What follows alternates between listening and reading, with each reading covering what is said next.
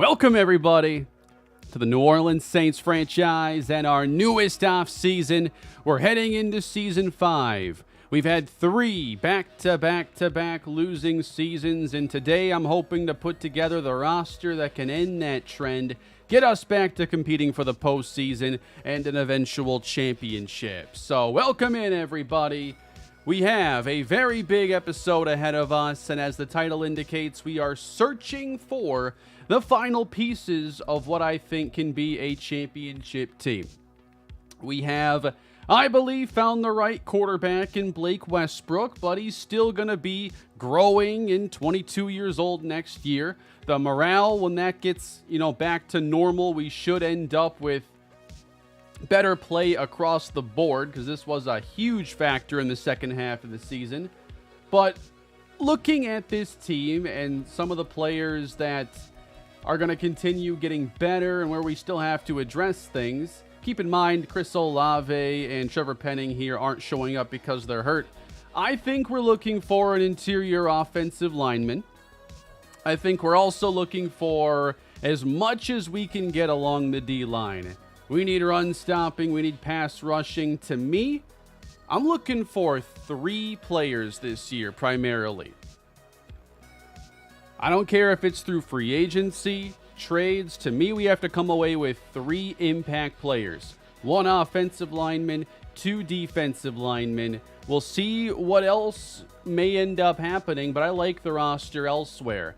I think that we have a pretty good secondary with Tommy Tomlinson coming off a strong year. Paulson Adebo's also been very good throughout the series. Julian Love was great, and Johnny Fenderson had some good moments as well. I think that linebacker is an area where you could see some action from us.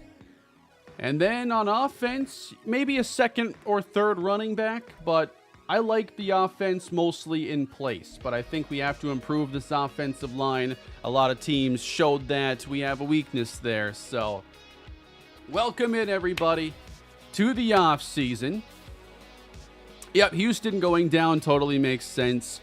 He had a very quiet season. How about those T-Wolves? How about him, man? I love watching Ant, man. He is just unreal. It's so weird to watch the Timberwolves, be good. I still don't even trust it. Use the drum kit for a drum roll before each pick. Oh, man.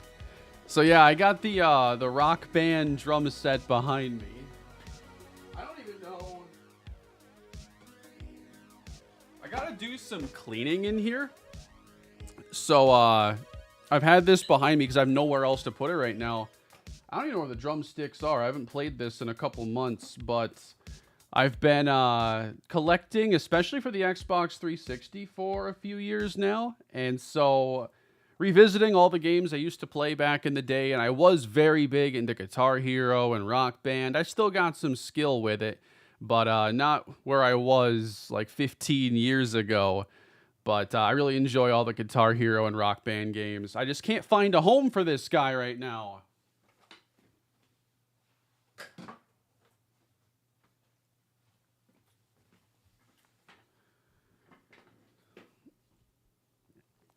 Can we check retirements? We definitely can, yes. How are we feeling about the Vikes' new quarterback? Hopeful. That's how I feel right now. Very hopeful that they found someone they can develop in J.J. McCarthy. Hopefully he was high on their list, because we all know what happened the last time. They just took the guy they liked just because they felt they had to take a quarterback. I appreciate that, Samuel. Hope you're doing well as well. Typical Minnesota fan, don't ever trust a good thing from a fellow Minnesota fan. Exactly. I have absolutely no trust with these teams, but I try to enjoy the moment somewhat. Trade Paulson Adebo. I like Adebo. I don't know that I'll be trading him today. I think that our cornerback group right now is actually one of our better things we have going. I want to make sure they can stand out better with a better pass rush next year. So that's really my top priority. If I can only change one thing, it's upgrading the pass rush. So what I'm thinking right now, as we kick off this offseason, we're going to have a fair amount of cap space, and these are the draft picks we have right now. I would really be interested in moving some of these picks, even if it meant we could get the upgrades we need and get that veteran talent, because I think we are only a few pieces away. And I have some concerns with this draft class being able to give us the difference-making talent this year. I feel like we don't have a lot of time to wait around for guys to develop, and I'm going to be interested in the trade market if we can find a player or two to target, because I don't think we need to spend all these picks. So if we keep our picks, I think we should be trading up to secure better talent, and we should also be open to trading even our number 9 overall selection. Stoudemire to middle linebacker. I don't know about that. I like Stoudemire. It's unfortunate I can't find more spots to play him, but I had to get Alex Sharp last year. I liked him a lot, and we got a Debo and Tomlinson, a lot of guys to play there. He really didn't play much last year, Tyrell Stoudemire. So I know he's going to be a free agent here before too long, and he's one of those players we probably could look to trade away, but right now he's like the best depth we have at the position, a very specific skill set. Love him in press man, and he's made plays when given the chance, but didn't give him many last year. But 4 interceptions in the series for him is pretty significant. He was formerly a 4th-round pick, and definitely a fan favorite. Tommy Tomlinson, I thought, had a really good year last season, but he did not collect a single interception. He dropped a bunch. I haven't messed with that slider. I've been using 35 interceptions for years, and I think that we have a lot of guys who just don't have very good hands, and we had an unlucky year where they just couldn't secure the interceptions. You check out these catching ratings on our corners, and 72 right now is the best we have. For safety, it's in the 60s with Fenderson. Jabril Peppers, Julian Love, these two have him in the 70s, and those are guys who did collect some interceptions last year. So I think that I might start focusing a little bit more on catching just because those ball skills are nice to have. But anyway, I think we should move on and leave this year behind us. Last look at our numbers before we advance. Blake Westbrook, 30 touchdowns, 19 interceptions. Definitely had to grow a lot over the course of the year. Like the first couple games were rough, and then we started to see some flashes. He had his games, and in the second half after the morale issue, he only had a couple real standout performances. I'm hoping next year it's far more stable. I'm predicting it will be. He'll have a much higher completion percentage, I think. Maybe even over 60%. That would be nice after failing to do that this season. But remember, he opened with 3 games under 50. I don't think that's going to happen again in the next year. And then Jadarius Roby, after an atrocious start. This trade did not look good for me. But he managed to put together a 1,200-yard campaign, 400-yard performances, and finished with his best all season. So I feel the running game is in very good hands with him, but I still think we could look to add somebody to the room because you're only one injury away from having some issues. Kendre Miller set to be a free agent. Our final memory of him will be fumbling away that opportunity against the Steelers. And then I think Barry Skelton should play more. And we will be talking a lot today about the format change for the series. And I want to reiterate, yes, we did. I changed up the episodes here in the second half. We did, 2-game episodes, a 3-game episode. Not every video is going to be like that. When we get to week 1 next year, we're going to do 1-game videos again. It's going to be like, the videos you're used to. But I'm going to start doing those multi-game episodes as a way to make the seasons go by quicker. I think I can still tell good stories with those episodes, and some games end up being better off maybe summarized rather than getting their own episode. So I'm planning to be really creative with it next year and beyond as I figure out exactly how it's going to go. But know that the one game episodes aren't going anywhere, but I will be, those are going to be more left for the first handful of games of the year, the biggest games on the schedule that obviously stand out, and all playoff games. So it's going to be a blend of the two going forward. I think it's a necessary change for the series. It'll allow me to start, I think, playing a lot more seasons. We've done these franchises a bunch, and usually I can make it about 5 years comfortably in that 12-month window. Well, I'd like to be able to move faster. And I have plans with all my series to try and take advantage of their launch window and making sure that the initial months, they really get a focus and attention that allow the series to make a lot of progress in that time where it's still a popular series.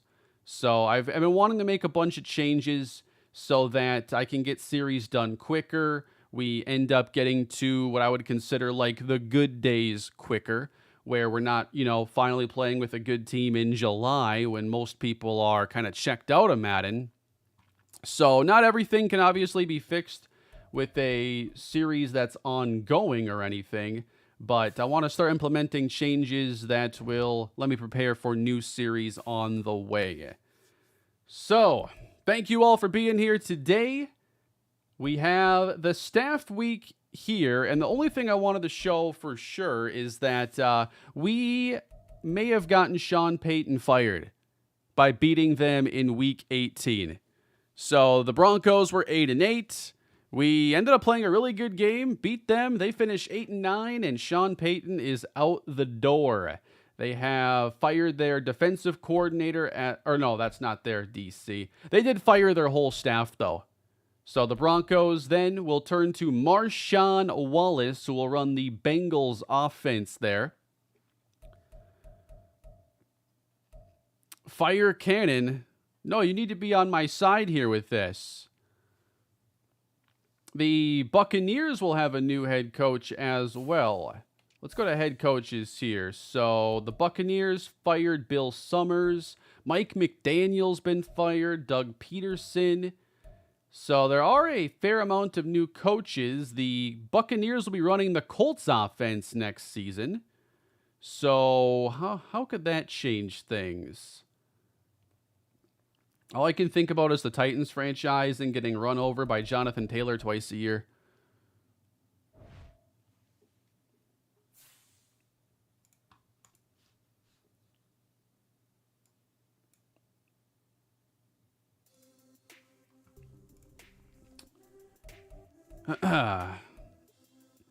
Huge study day for me. Well, best of luck to you getting to focus on your coursework over there, Jamal. Glad you can make it. Hope I don't distract you too bad.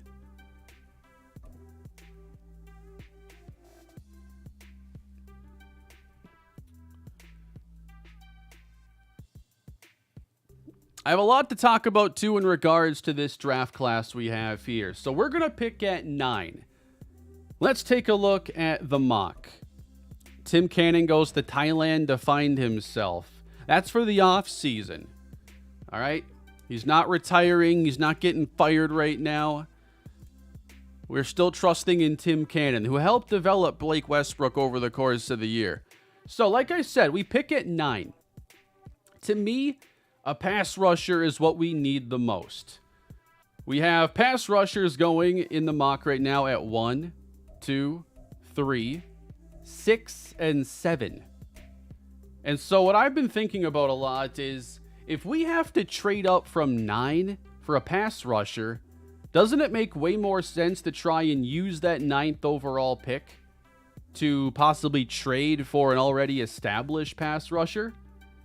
I can probably spend the 9th overall pick and a 3rd on a rookie, or that same package could probably land us somebody who helps us way more right away. I would love Ontarius Andrews. I was going through this draft class, and I'm like, all right, maybe I could trade up for Andrews. But no, he's supposed to go number 1. The other thing I'm seeing here is I'd like some of these players to have more A traits in the right areas. A finesse rusher with A finesse moves, or a power rusher with A power moves. And I'm not sure this class is going to give you like that upper tier pass rusher a whole lot. Here's Patrick Philbin. You'd have to trade up for a guy who's going to be drafted over talent. That concerns me too. Snowing up here in Canada. Thanks for the pick-me-up. Man, snow in May, I've been there. That's not Canada, but I've had snow in May. That's rough. Hope you have a fun time with the stream, and hopefully we can create some heat here and melt it for you. Sterling Sherman, projected to go at 3. Has the upper tier athleticism. B block shed. He's a speed rusher, so assume that his finesse is probably a B, and the power moves ends up not being an A. But again, having to trade up for some of these guys doesn't seem like a better idea than maybe spending that pick in a trade. Phillip Chambers, Josh Robbins. I'm not going to look to take a guard most likely at 9, although I want the guard upgrade. And then to me, the defensive tackles in this class, I don't know if they're worth the 9th overall pick. Here's Rashawn Bankston. He's a 23-year-old run stopper, and he doesn't have a ton of day one pass rush ability. I think that he's a player that maybe in his second or third year would be pretty solid, but he's injury prone, so that's also a concern. I have another defensive tackle I like in Joe Richards. I think I like him more than Rashawn Bankston. 21 years old, Florida State. We have, good movement, good strength, B block shed, B finesse, C power. To me, if there's a player worth the 9th overall pick, it could be him. Injuries, though, again, kind of scare me off.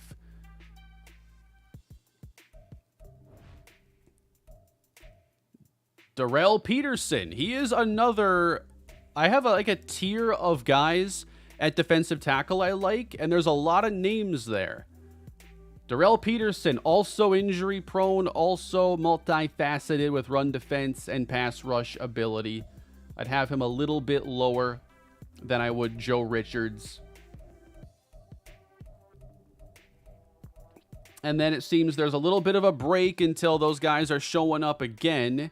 Dion Whitaker, he is in that same tier for me. So he's a 22-year-old run stopper, and he doesn't have the speed or acceleration. So I do knock him a little bit there. Like, if you've paid attention to some of the games in the past year, Justin Medlock has created a lot of pressure, but wasn't able to generate a lot of sacks. He's a guy who pushes the pocket, forces the quarterback to move. But because he's just not a fast mover, can't change direction very quickly, that makes him a less effective overall pass rusher. So that matters to me from the interior a lot. So yeah, it comes down to the interior offensive line and D-line across the board. I think we need to look at free agency and trades before we even think about how to spend the number 9 overall pick. Now, I do have a few players I wanted to show you also that, to me, are just really good value starters you can get outside the first round. So, I have left guard, Lance Wheeler, out of Oregon. He is 21 and one of the best pass protectors along the interior in this class. A pass block, A finesse, A power. I think Luke Rowe is a player we need to move on from. I think he's been a huge turnstile. He does not handle power very well. He has 1 year left on his deal. He does not want to come back either. So to me, Lance Wheeler is a fantastic target. Quarterback accuracy, Caleb, I think was tuned overall in this game so that just quarterbacks in general miss more often. And it's highlighted when I'm using guys who have lower accuracy, lower morale. And I do think overall on default settings with better players, you do get better results. It's just we haven't been able to achieve kind of those accuracy ratings yet. But I think that just in general, you have to be, you have to know that the game's been tweaked a little bit for 24. All right. And then I'm also intrigued with some of these linebackers in this class. On the surface here, it doesn't look like a great class because there's no one projected to go early. But I have 3 guys that I really like here. First up, we have Timmy Rutland, who is a pass coverage linebacker out of USC. And with these coverage guys, sometimes you worry about, can they play against the run? Well, Rutland has strength to take on some blockers. He has good coverage ability with B tackling, A awareness. The block shed on him is low.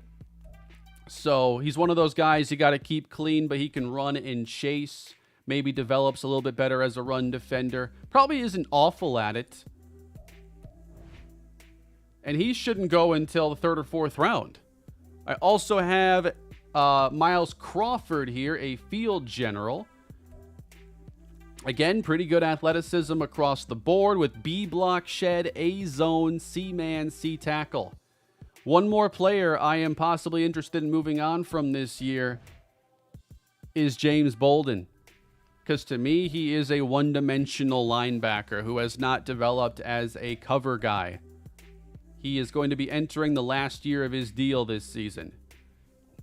And then I have Aaron Kinley. And his strength is a lot lower. But again, like the ratings for run defense don't seem terrible. So to me, I have really good options here for finding a linebacker that fits better than James Bolden. And then I have a couple D tackles I wanted to show you. We got Brandon Miller, who's projected to go quite late. He's 17th on the D tackle board. Brandon Miller's 21 years old. He is a power rusher.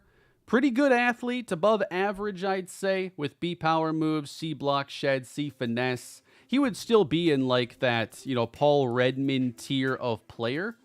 But for day 3, to get a guy who can rush the passer and even has the C finesse move, C block shed, he's an interesting developmental player. And then I also have Terry Stewart. Let's see. He must be a little bit higher. 13th on the board.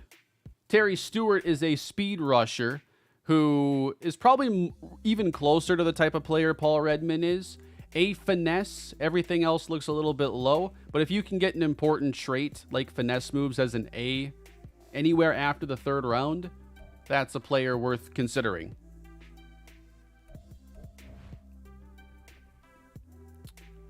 I also think it's a good safety class, and we can talk about this after we finish off like free agency and seeing if we trade some of our picks, but it's a very top-heavy safety class.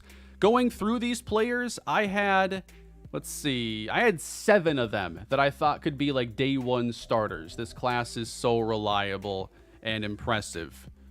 So a couple guys that I might need some more info on would include Christopher McKee, a hybrid safety. I only have 50% on some of these guys, and just what ratings they want to spit out for me. Sometimes I want to see a little bit more before I consider a guy. McKee looks really good. And then I also had Levi Flowers as somebody that I might consider with a private workout. Athleticism looks solid. He's probably going to be more of a zone-only corner or safety, so I wanted to see if his zone was at least a B, possibly an A, to determine how much I liked him. And yeah, how much man coverage I like to run. Certainly having good athletes at safety is really important. They got to be able to cover some ground the way I like to play defense. Dante Drummond, above average speed. It's certainly not going to be elite. I will look to see if anyone checks out with like elite speed, but Drummond should be like exactly what I've been looking for. He can play man, zone, hit. I even like when I see the kick return on guys being good, because usually that means that they're just a good athlete overall. They have good movement skills. But yeah, that's what I'm thinking right now about this class.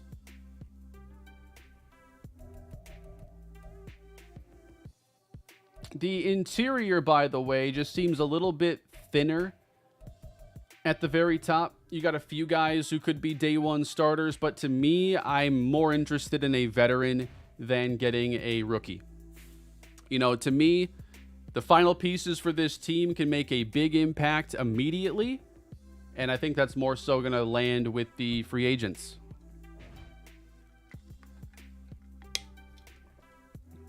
So, let's start our action here. We're going to be picking up the 5th-year option on Tommy Tomlinson, a pretty easy decision. And remember, this money doesn't kick in until next year, so year 6.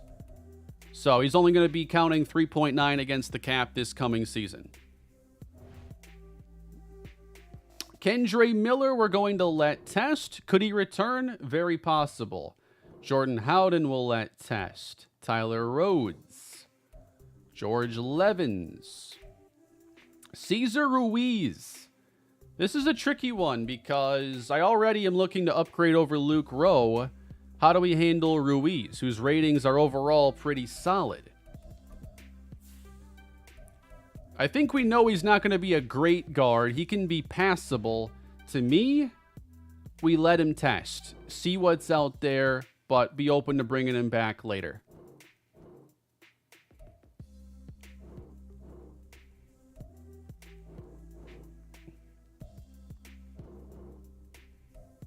Well, most of these guys want nothing to do with us, so that makes the decisions rather simple. Josh Oliver will let test. He could come back. Eric Armstead regressed quite a bit, so we're certainly looking for a boost there at D tackle. Yeah, that was rather simple. I appreciate it, Gary. Thank you for the super chat. Glad you could pop in here for a little bit. Are there any running backs in the draft that you like? Tavon, I'm glad you asked about an important position like running back. I like the running back class. I don't love it. I think that you can find some guys that have the athleticism that I've been looking for, but I can't really think about spending an early pick at this position until we solve other problems. So with how good Roby looked, I'm probably not going to take a running back all that early. Hillhouse looks elite. Yeah, Zach Hillhouse. Really good size. He's an elusive back with great strength. Not the fastest guy, but I think he's clearly in a league above the other running backs in this class. But he's probably a first rounder.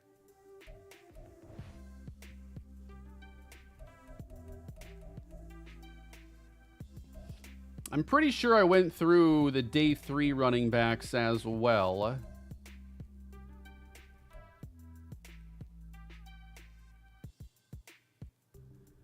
You know, when I see some of these guys that just show like speed and not a whole lot else, it's like, well, I already have Skelton, so I don't know. I think I need a little bit more of like a typical backup running back skill set. You know, can you create some yardage? I'm not as convinced with some of these guys. Would it be worth trading down? 9 spot seems like a trade down to pick up some extra picks. That's not where I am right now. I think in certain classes with certain constructions it would make sense, but for me to want to try to get like 2 or 3 high quality upgrades, I'm not sure getting more picks is what we need. And who knows if we are going to own this 9th overall pick by the time we're drafting. I have a couple trade targets in mind, depending on how free agency shakes out. Now, when I was looking at players who would be free agents earlier, I did see that there should be some defensive tackles out there. Maybe guys like Vita Vea could be available. But I wanted to see who would ultimately get re-signed first. DeMarcus Lawrence gets tagged. Anthony Richardson gets the $60 million quarterback franchise tag. Otherwise, he would have been available. Chris Jones. He was set to be a free agent. He signs with the Chiefs. The Chiefs had to restructure Patrick Mahomes to make that work. But Vita Vea could still be out there, I think. And I'd love to not have to face him anymore.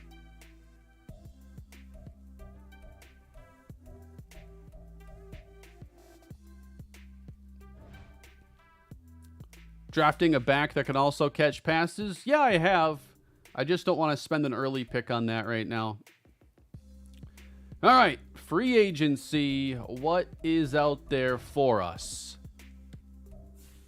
Tyreek Hill, Zay Flowers, Ronnie Stanley, Marcus Williams, Devon Achane, Kyle Duggar, Brian Branch, Vita Vea, who doesn't have interest in us. Ouch.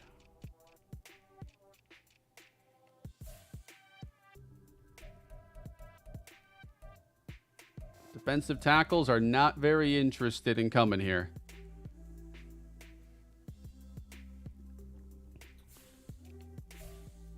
At left end, not seeing a lot here. Man, no one likes us. Might be time to start working the phones.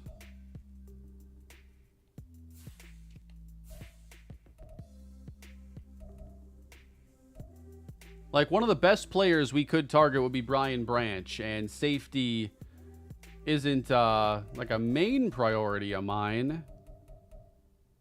Suppose it's possible. Like, he certainly fits with what I like to do.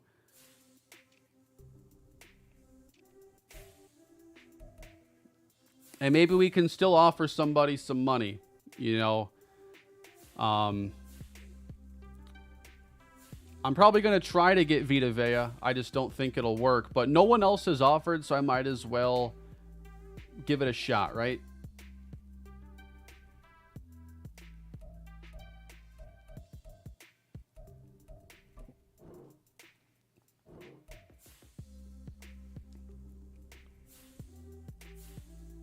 That's only considered a 3-bar offer. All right, I'm going to boost the money a tad.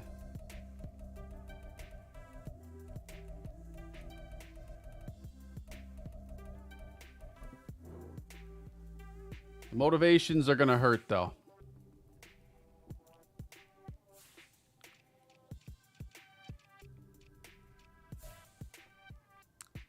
Receiver is not a priority. Achane's interested. I mean, if you want some speed that can come out of the backfield, he's obviously got more than most. The pass catching ability isn't really there.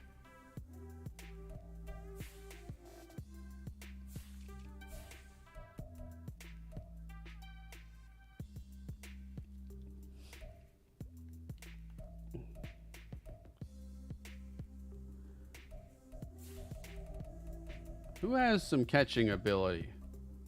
David Montgomery, Rashad White. I could be in on Rashad White. I wouldn't hate that one at all.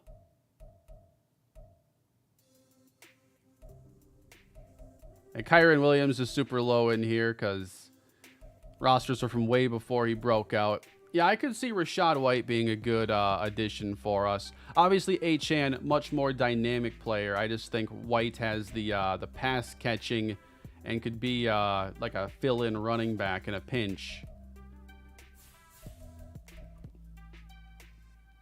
6 teams already offering to Achane.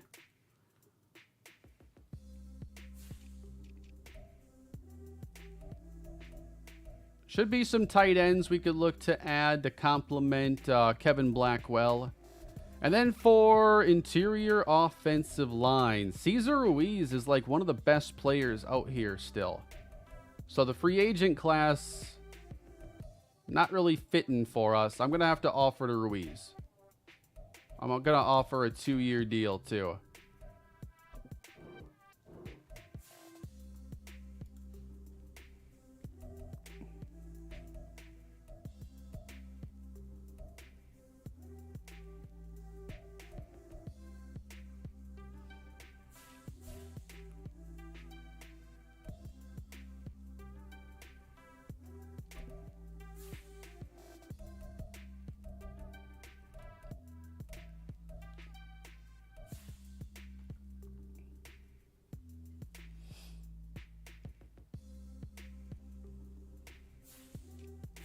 Yeah, we can definitely look for a mentor at quarterback. And now I'm getting feedback from everybody saying to offer to Ronnie Stanley. And that's not a bad idea with nobody else offering. He would obviously give us another excellent tackle. He would be better than Penning.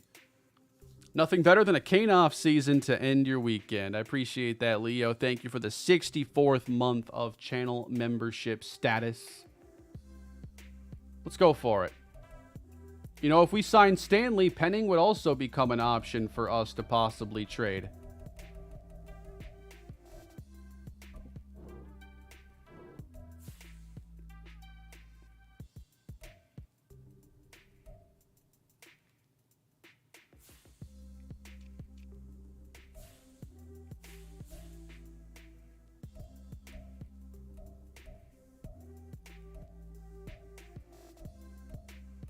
I can always find a mentor quarterback usually a little bit later. Just sign all the highest rated guys. That's an easy way to look at it. Yeah, we can bring in Tyreek and just run the most ridiculous offense you ever saw. Maybe you could try a different style of defense instead of a 4-3. I have considered it. You know, I have enjoyed running some 3-4s in the past, but to me it just always boils down to, like, you can run a 4-3, 3-4. You can run whatever you want. At the end of the day, most teams are going to be spreading you out. 3 receivers. You're going to be forced to play with a 4-man front on a regular basis anyway. So, I mean, I think 3-4 to me is a better run-stopping defense than 4-3. But you still have to find ways to stop it out of nickel a lot of times. And that's a pain in this game.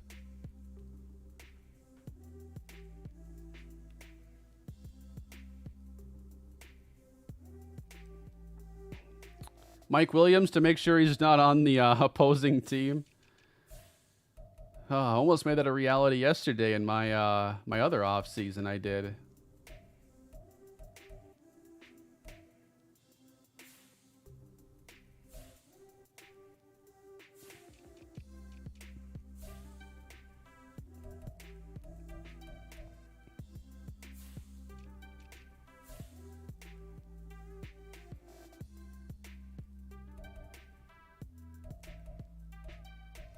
Yeah, to me it looks like the trade route is going to be best for us.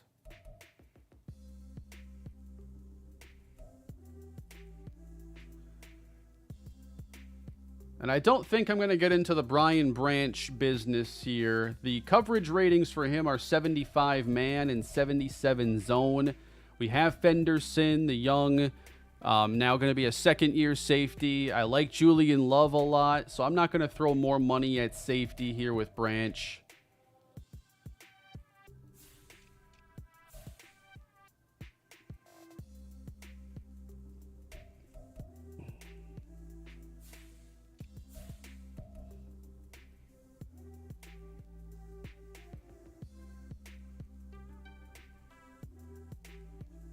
I think it comes down to, do I offer to Achan?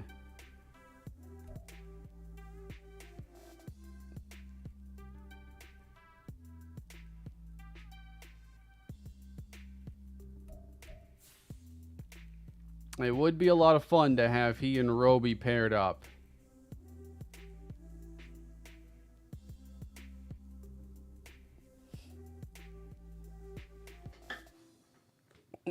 Yeah, Branch is someone you can move around and kind of do like the Jabril Peppers thing all over again. It wouldn't be bad.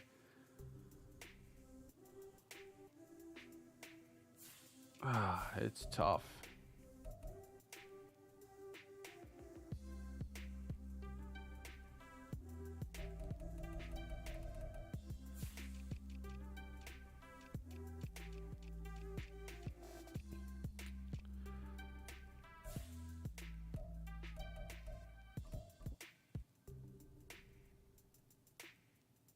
Daniel Bellinger wouldn't be a bad tight end addition to replace Josh Oliver. Looking for a good run blocker as usual. Oliver still out there. 76 catching. Kind of interested in Cade Otton with the 89 catching. Taking him away from Tampa. Yeah, that's the thing too, is like, I know Achan's much better than Skelton overall, but it's still like Roby's backfield and Skelton's there for the change of pace, and he looked good last year and has like better speed than Achan.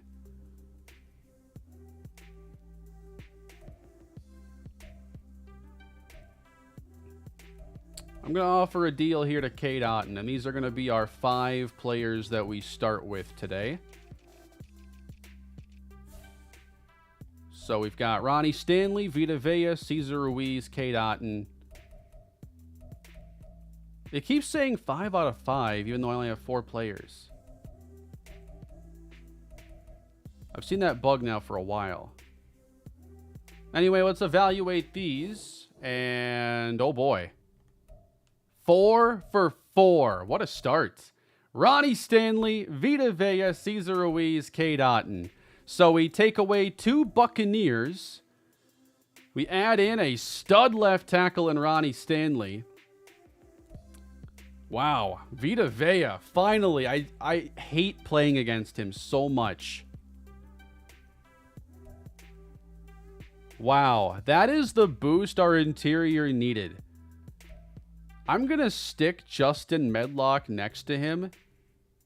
And that's going to be 700 pounds of man in the middle.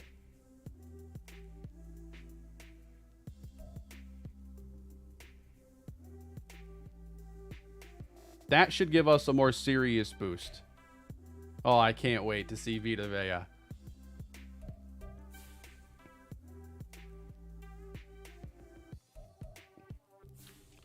I am going to offer a deal to Rachaad White. We're just going to become the New Orleans Buccaneers.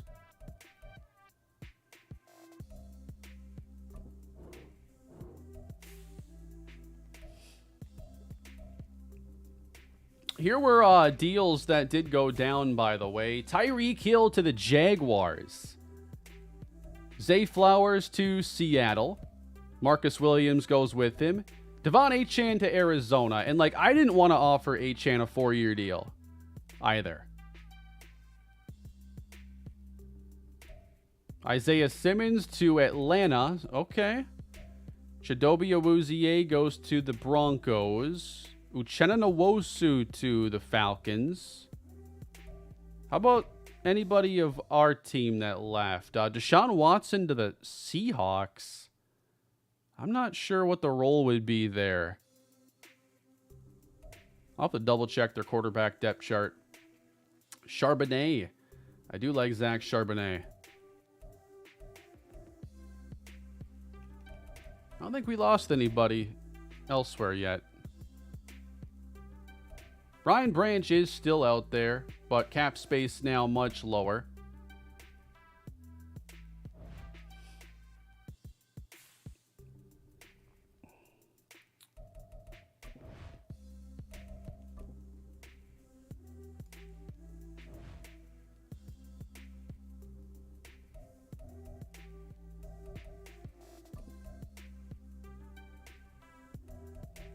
I'm adding Luke Rowe to the trade block, and I'm also going to add Trevor Penning to the trade block.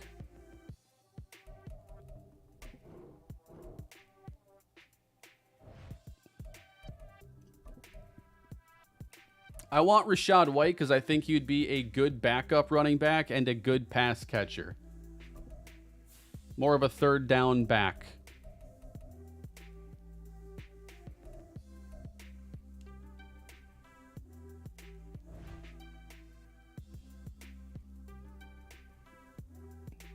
I think Penning has been all right, but when you have a chance to go get Ronnie Stanley, who's so much better across the board, handles speed significantly better than Penning. You know, I wanted to protect Westbrook a lot better this year. I want to be able to go downfield and use these receivers, man. We got so much ability, so much speed. I want this offensive line ready to go. And I also think, what about the idea of moving Penning inside? Granted, keep in mind he's losing a bunch of morale-based points right here, but would he not be a better guard than Luke Rowe, possibly? Yeah, he's a bit tall for a guard.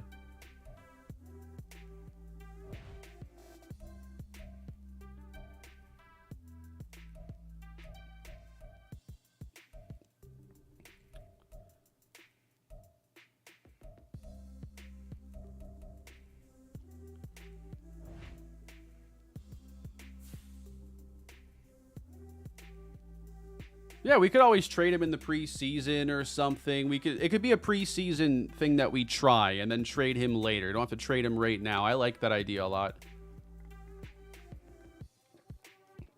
Off the top, most challenging NCAA Dynasty team? Well, to me, it's the teams that are starting from a lower point in a very, like, a state that doesn't produce a lot of homegrown talent. Like, if you were to take, like I did, Kalispell in Montana, like, how many college prospects come out of Montana every year? High school football there, I don't think is quite the same as some other areas. So I would say somewhere where the region doesn't produce a lot of talent.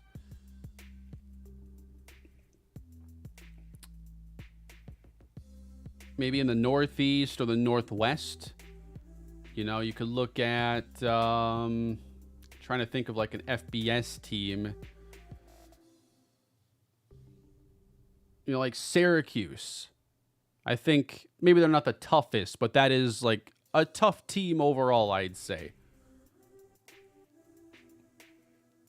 Yeah, or even a team like Kentucky or Vandy in the SEC. Like, you're somewhat close to like that, obviously that region where there's a lot of talent, but they might not come directly from your state all the time. And those teams are like further towards the top than even the best teams in some other conferences. Yeah, Wyoming's perfect. Boston College, I like that one. Akron, that's a good one.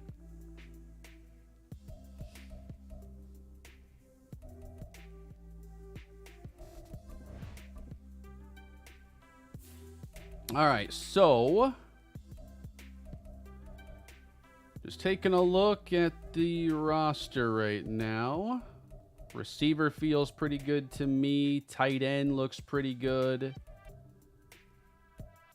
Now we've got a good start along the O-line. Still could look for a guard. James Houston, Juan Beard. I like to throw another pass rusher into there to have a good three-man rotation. The consistency just hasn't been there from Houston or Beard. And I know Beard could still get better from here. He's only 23 years old. But I think the way I look at it is Houston's also been inconsistent, and he's approaching 30. If Beard ends up developing, plus we trade a guy, then maybe that's the new combination going forward, and we move on from James Houston.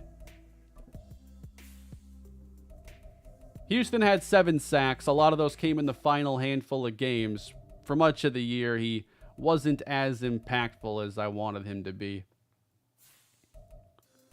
I'm not going to trade Houston because I already think I have the assets to trade. Let's see. I got Zaven Collins, James Bolden, JOK.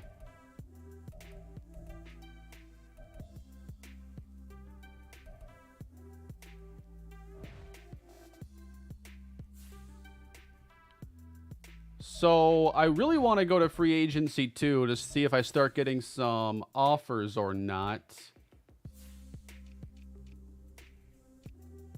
Just taking a look if I want to throw anything else out there.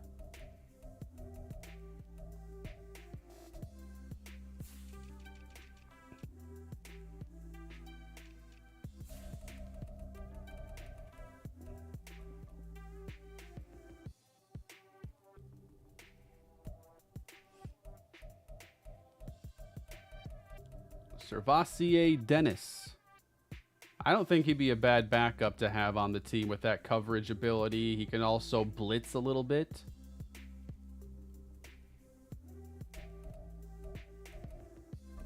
Isn't he also on the Bucks?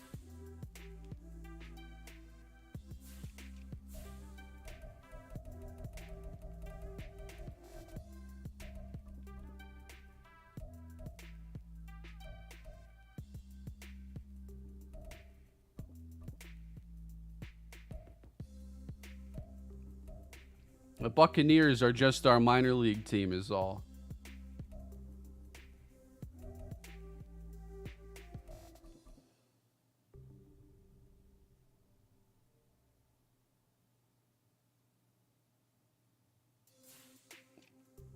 cap space is getting down there. I'm probably going to evaluate and move on.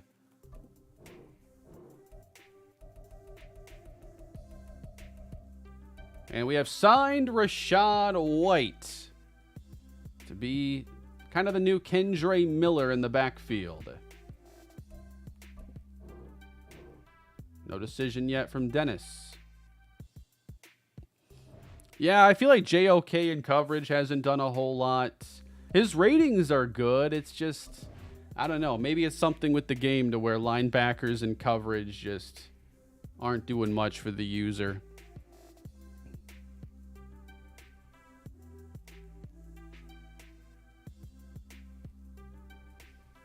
I haven't gotten any trade offers. And now let's check out mock draft 4. Yeah, Ontarius Andrews still there at the top. Now we got Christopher McKee at 3. Then Sherman. Chambers. Huh. The board has definitely changed a bit. Now some non-pass rushers are going in the top 10. I don't know if like teams did some things in free agency that changed what they were projected to do.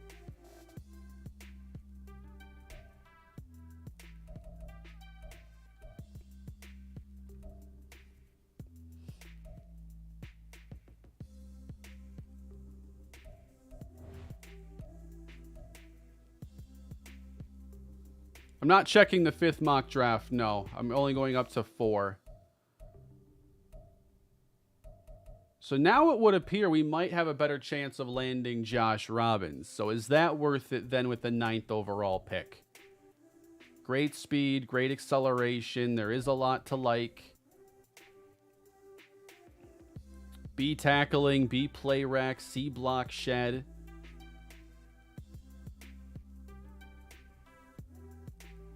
Yeah, I think like in that 10 to 15 range would be a good spot overall for him. We pick at 9.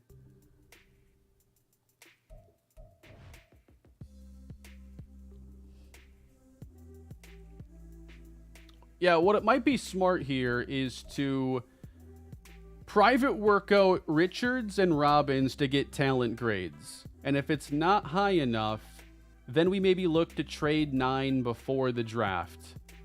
But let's kind of lock in and see, like, okay, how good are these guys if we stay? Because around 1 to 2 talent to me is not worth it at 9.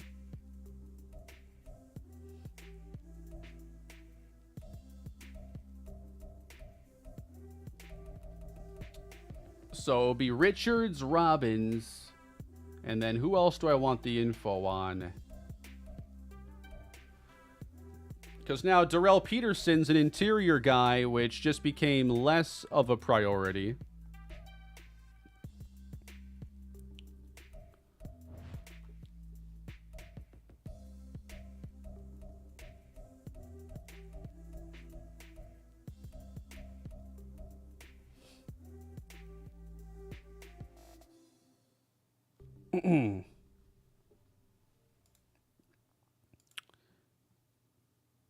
Let me see if I missed your super chat, Logan.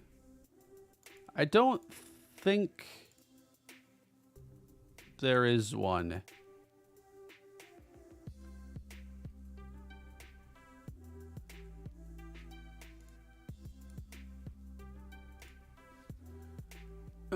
Robbins is worse than 1, Beard?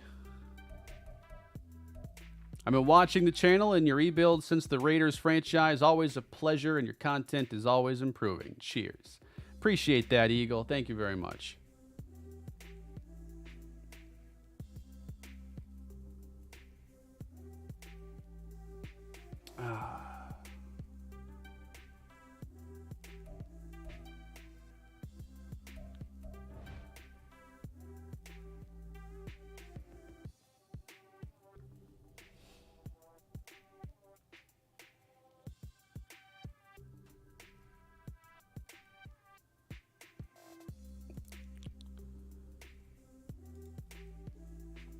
Thank you to the over 1,000 people here watching the show today. our fifth off season, or no, fourth off season. I always forget now because I changed the episode kind of naming convention, because to me, like, finishing an off season and still calling it like the year one off season just didn't seem right. But regardless, thank y'all for being here. If you wouldn't mind leaving a like on the video, I'd appreciate that. Thank you, Charlie, for the super chat. Happy to finally give back to you, Kane. Shout out to you, Charlie. Thank you for the support.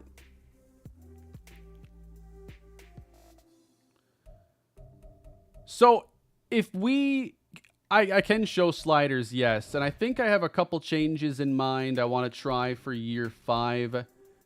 We had the sliders in an amazing spot, I thought, for a while. And then a couple patches came out in quick succession. Another one came out near the draft. So it ended up throwing a couple things out of whack. But I might still look at turning down CPU run blocking by like a point or two. Yeah, I got that at 15. I might go down to 14 on that. And then the speed threshold, with some things I was seeing in the final few games, I think I might try 55 and see how that does. Threshold does do a lot, we found, with kind of controlling certain things in coverage and some of that more initial separation. So that's one of those ratings you always have to get dialed into the right spot before you start tweaking a bunch of stuff on the set, because that's going to really impact the way coverage unfolds early in plays. I've thought a lot about the college football game, but until like it comes out, I don't really know, how good Dynasty is going to be or whatever, but I'll be ready. I've been waiting for this game for a decade. Yes, Kayvon, we did actually address the O-line a little bit earlier. Kane the GOAT, J.J. McCarthy to J. Jeff, the next Philip Nelson to Drew Wolodarski. Can it please be better than that? I kind of need that. Thank you, Andrew, for the super chat. And then Ronnie Stanley. Yes, he was added earlier in free agency. He and Vita Vea are here to help fortify the trenches, a weak area of the team last year. Already shoring up some weaknesses. We might be able to get Trevor Penning some reps at left guard. I don't think now I want to trade for a guard. I feel like Penning plus maybe an addition could battle it out for that spot in preseason. But there's still work to do along the edge. And now let me show you a couple players I had in mind for possibly trading. So you could look for some of the highest rated players like a Myles Garrett, but I don't know about a trade package actually getting done. This would still be expensive, but I was targeting Jalen Phillips, who is a true 88 overall with star development. We'd have to take on a pretty sizable contract to make this work. I mean, he's gotten the bag. But to me, Jalen Phillips would be the kind of player, although his production hasn't been super high, like, you can only look so much into the simulation sack numbers. For guys who aren't like 95 plus, it rarely is like outstanding production. But to me, Jalen Phillips is one of the better fits that I think we could look at with that 9th pick in a package.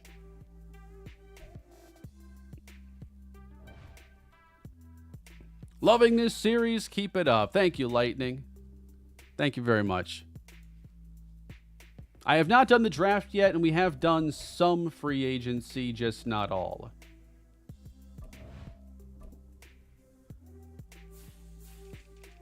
So let's go to some pass rushers now and maybe look at what trade markets are there. I did have the Bills on my list of teams that like weren't very good last year. They were kind of surprisingly bad. They had like 5 wins. Gregory Rousseau, I think, would also be an outstanding player for us to target. The production is not overwhelming. The contract, though, is pretty reasonable. This has already happened to me once today. The game's frozen. Thankfully, I have autosaves, but like, What is it with this game and sometimes going through these menus, it just freezes?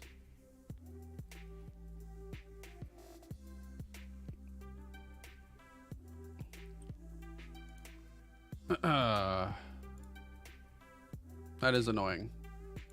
All right, let me reload it. I got to make sure to open my auto save.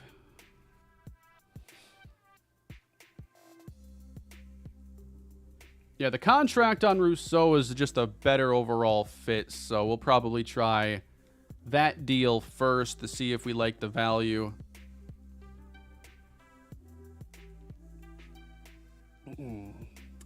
Thank you, Jake. Thanks for sticking around since the Kalispell days.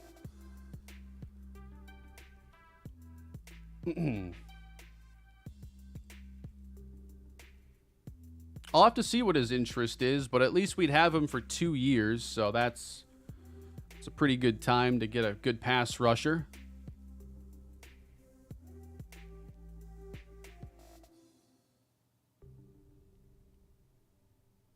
I don't care about the servers.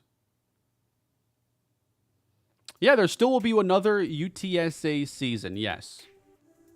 It's going to help me kind of drum up interest in college football content before the new game comes out. But I have another season in mind, and I have a lot of plans for it, actually, with what kind of offense we're going to run, some of the storylines going into the next year. I'm looking forward to it. Hey, Kane, I know we're on the Saints today, but can you please look at moving the receiver you drafted for the Raiders to running back? He looks like he'd be so good. I think that would diminish his upside. I think that we need him to play a receiver.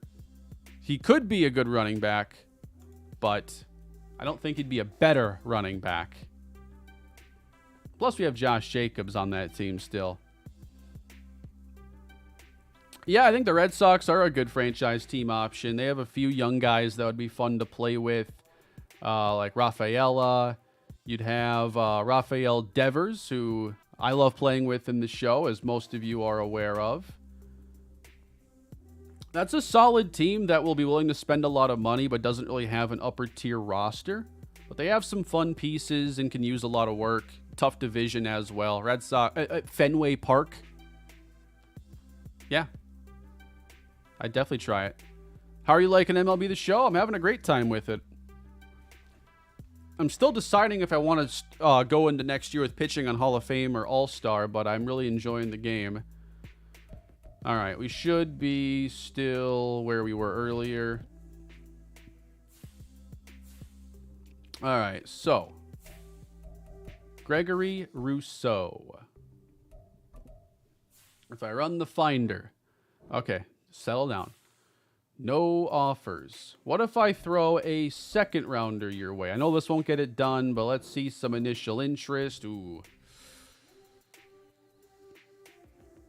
I'm not sure how far 9 gets us. Any athletes in free agency you can move to another position? Or anyone in the draft you're looking at? I don't usually look at like position swaps as part of the off-season process. It doesn't really seem to make a lot of sense in Madden. Most guys are only good in like one role. I mean, you can move safeties to linebacker and that kind of thing, but nothing that I think fits what we're looking at this year. Stoudemire needs more playing time, especially in the red zone on the boundary. Priestley needs more slot action this year and more 4-wide sets. I would like to find ways to play Stoudemire more. It's a good problem to have with these 4 corners we have at the top. I see linebacker is on their list of needs. I am very much open to trading James Bolden. They do have interest in him. By the way, did they remove like green interest? I feel like I haven't seen it green in a long time. It's either yellow or red.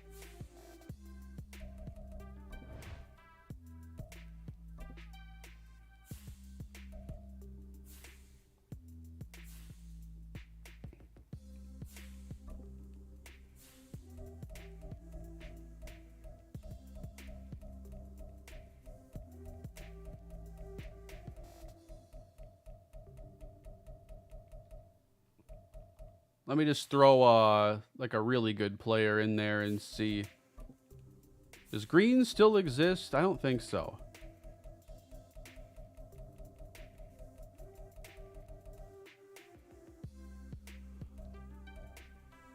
So back to the Bills.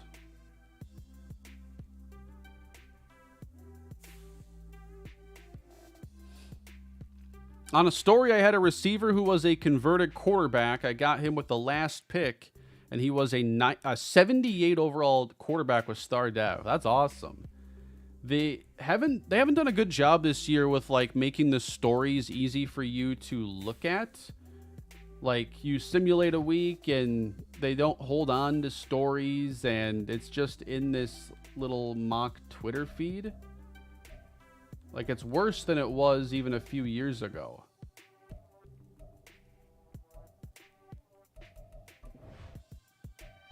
Anyway, I want to see how close a deal for Rousseau gets if we throw in Bolden with that too.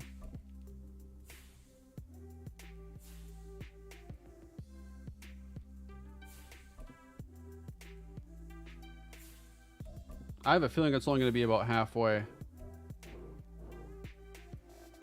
Little over half.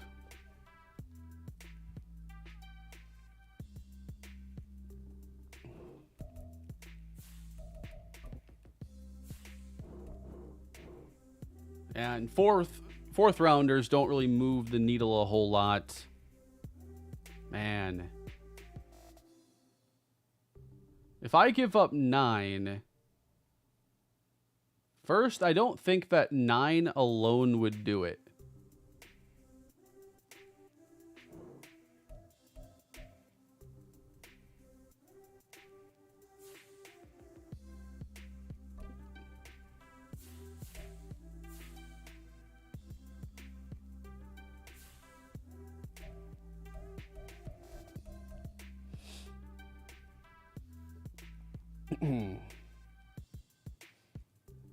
Yeah, I wonder if I have to go a little bit of a tier down, maybe more into the 83, 84 range on guys.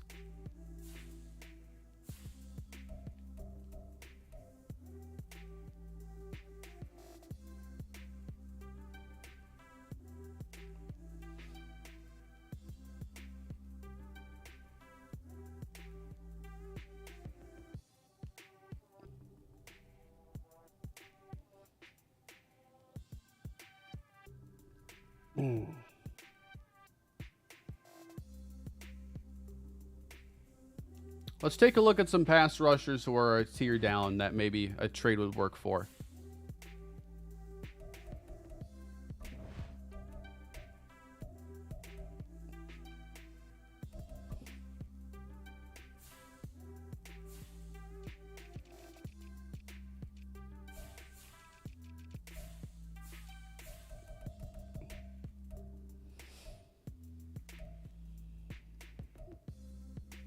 I wonder how Andrew Madden's developed in here. 12 sacks last year. He did take a huge leap for Minnesota. Dude. What are we doing here, Madden? I don't know. Like, I'm obviously going into these menus like all the time. But for whatever reason now, I've had 3 times today. It's frozen on that.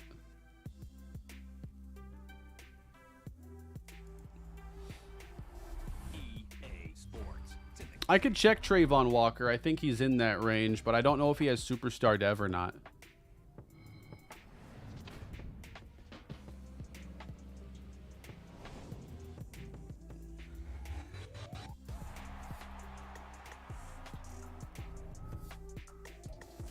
It's the 3rd time that's done that to me in around an hour's time. It happened to me before the stream, now twice in the stream.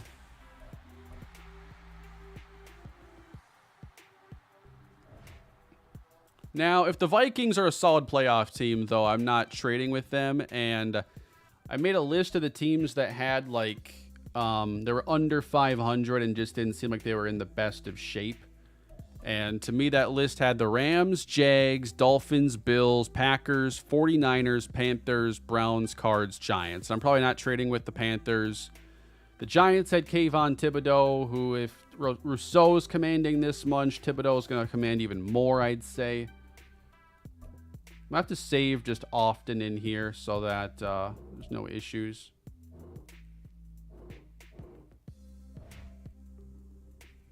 Right, Madden has so much value to the Vikings. I should be looking for maybe a slightly different situation.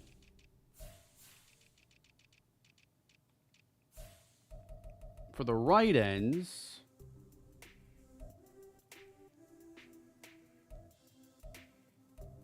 a lot of interior guys. Will McDonald.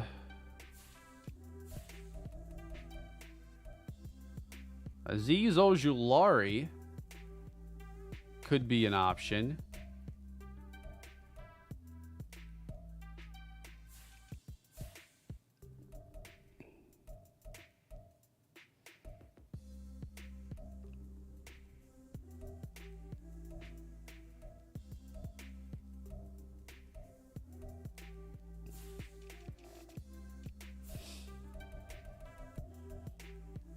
The Bengals weren't on my list of teams that were in rough shape or anything. Miles Murphy probably would be a decent player to pursue if it made sense, but his production's also been middling.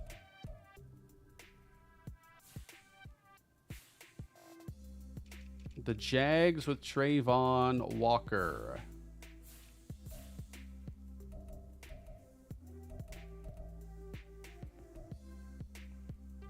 I think the demand would be a little much.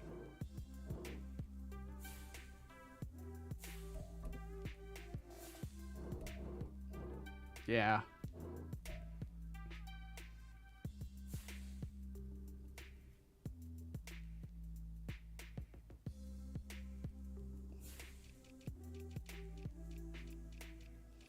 Josh Allen would be even more.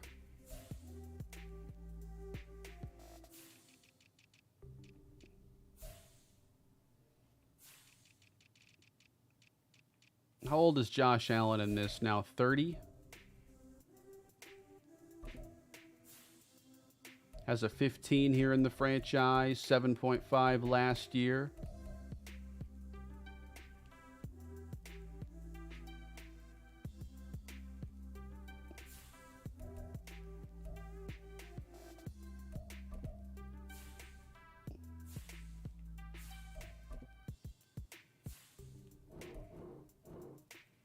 Yeah. It's just going to be such a haul.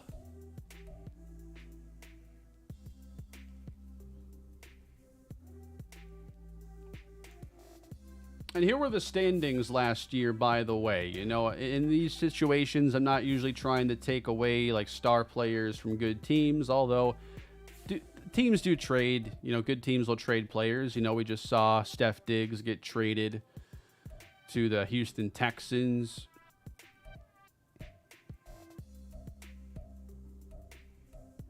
But I always try to justify it for that team, like, you know, how do they get better coming out of this? So the trade makes sense. It's easier with a crappy team that could use the picks or something. And the Jags are rough.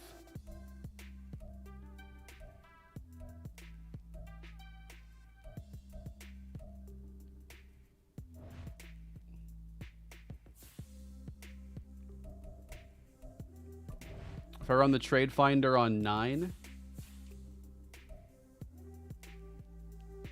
I can't do it from here. Come on, Madden. These menus always struggle.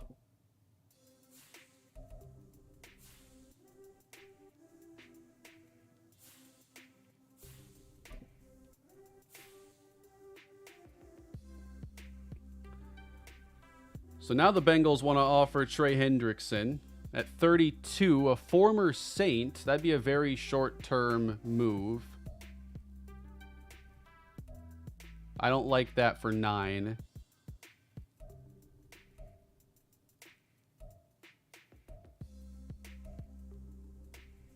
Montez Sweat.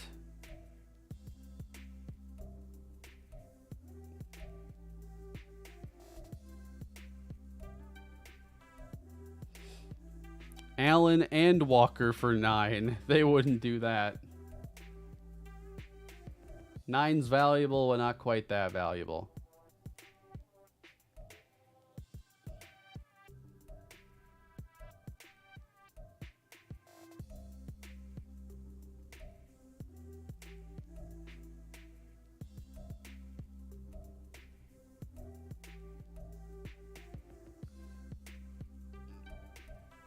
I wouldn't mind having Trey Hendrickson, but there's no way I'm trading a 9th overall pick to get him.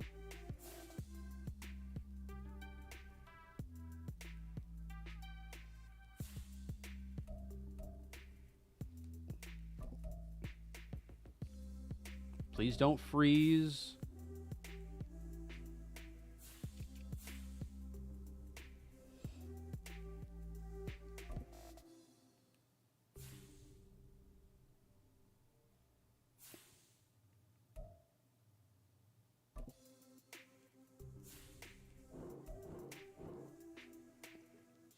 But yes, it is a lot easier to look at a 2 as a starting point for Hendrickson.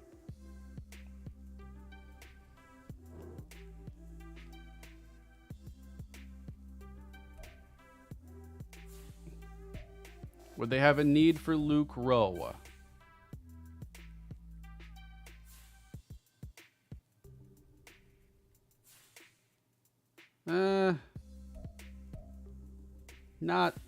Not significantly. I mean, he has more long-term upside over McGovern. But they could use James Bolden.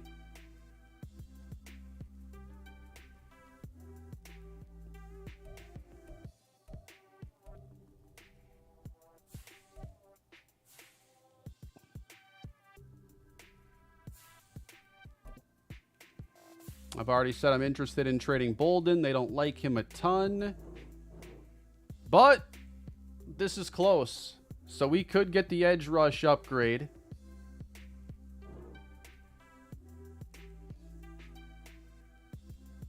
So we know this deal we can pretty much toss in one more thing and probably make it work.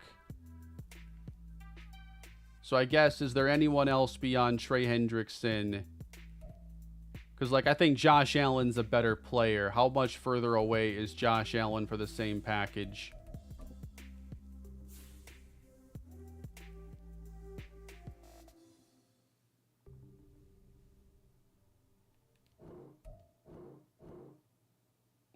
Definitely further away.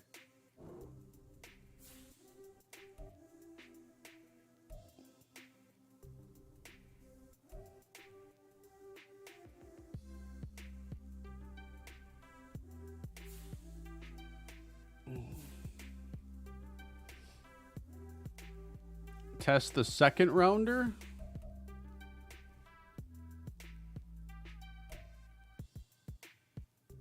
I don't know why these teams are willing to trade so much for a 2. Like Darius Portis. Are you kidding me? A young superstar receiver? You're out of your mind. Deron Payne plus picks?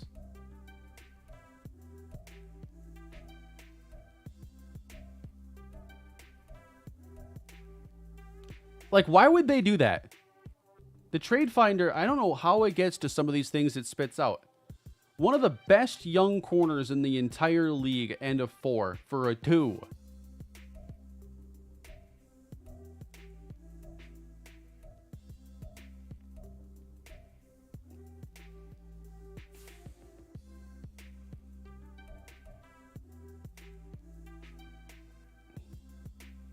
What do the Jags really need?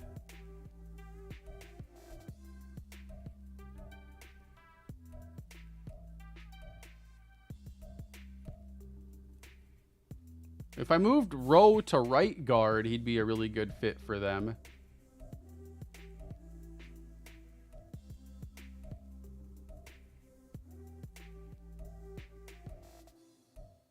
They could use a corner. That's interesting. I'm going to move Rowe to right guard because he could start at right guard for them.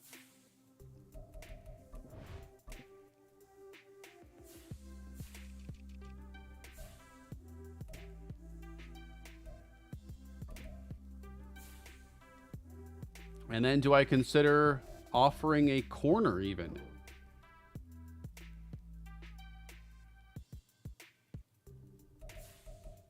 All right.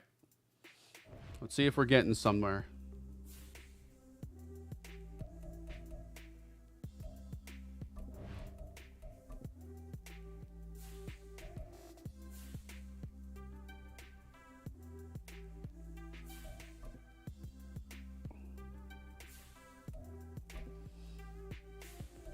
This team needs some young pieces to rebuild. A 25-year-old guard with star development for an aging pass rusher, I think is a decent move to look into. You're definitely, you got a lot of money left on this deal, but at least that's not even that's not top tier at this stage of the franchise, really. It's a step below, and 2030 is a nice cap relief year. But, let's see how close this gets.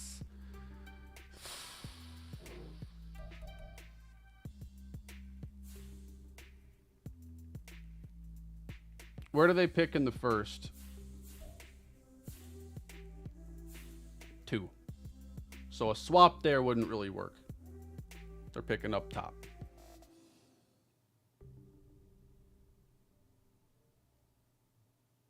You're undervaluing picks. Burns and Diggs went for a 2. It's not going to get the deal done for me in here, unfortunately.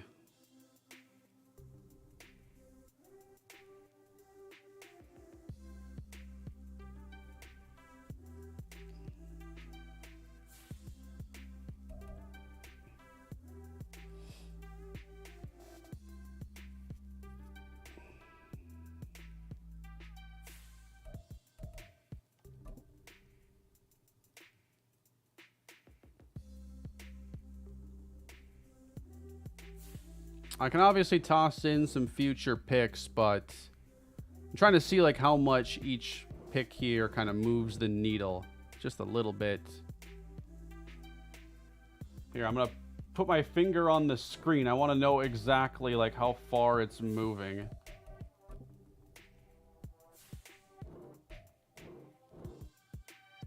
All right, not a ton. You take a lot of 4s to close that gap.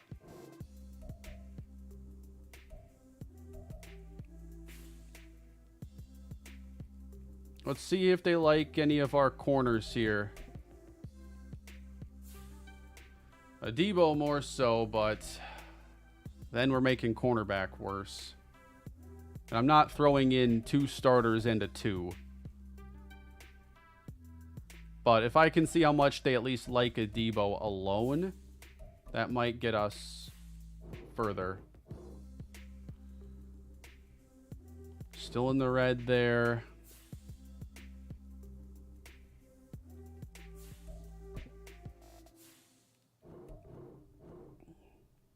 Yeah, I don't think it's going to work for Josh Allen.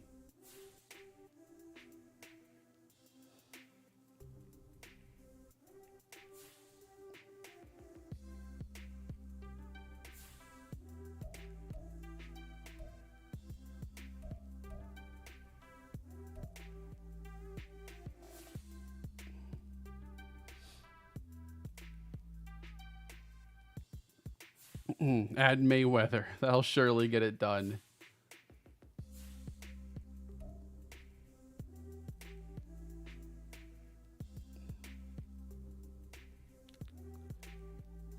Let's see the Cardinals. Jerry Adams. Does Jerry Adams want to return to the Cardinals? Yeah, he does.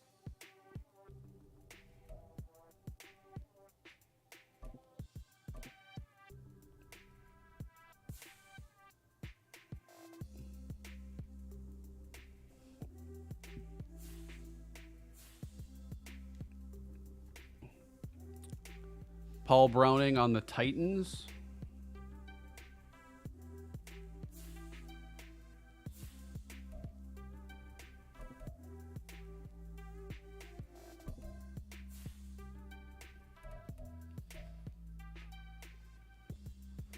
Titans weren't really on my list of teams I was looking at here. Who are they trusting right now? Daniel Jones?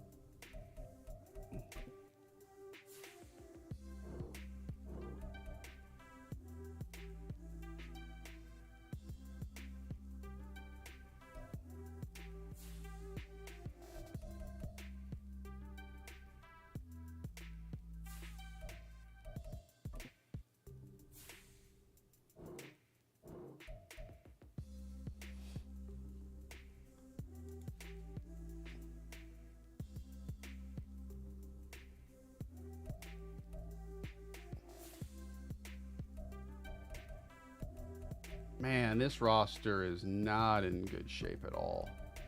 What are they doing here in Cleveland? There's no way there's this many 60s.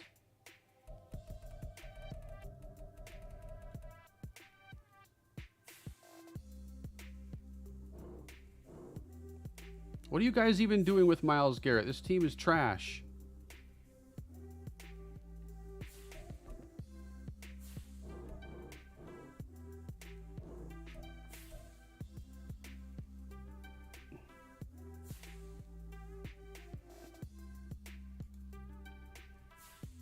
Who is... Yeah, they have a new quarterback here, so they moved on from Watson.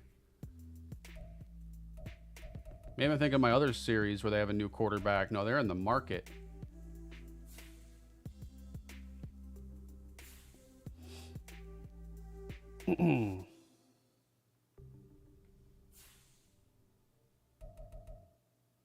Montez Sweat with 1 year on his deal.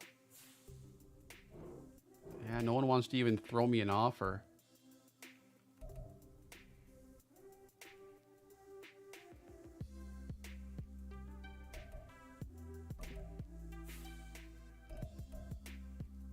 I feel like I've targeted Montez Sweat in so many of my series. The 2 is a little bit closer on him.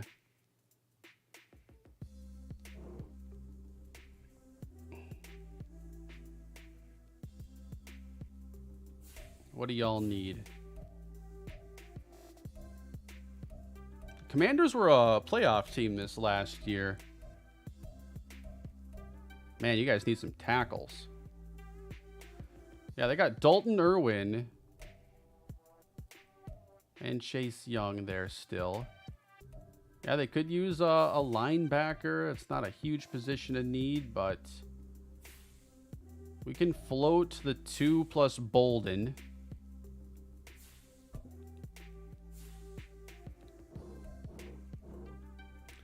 That's pretty darn close right there.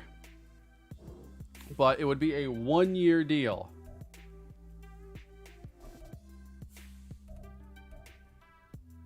Not a hard contract there to absorb.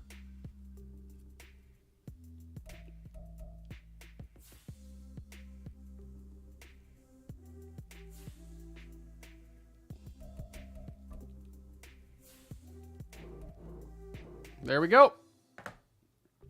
And the deal is done. We've traded James Bolden, a 2 and a 4, keeping number 9 to bring in Montez Sweat. So, a proven pass rusher. We bring in him, Vita Vea, Ronnie Stanley to fortify the trenches. Took a little while, but I was not going to overpay for some other players with like multiple early picks. I'll take this one. And James Bolden, someone I was already ready to move off of.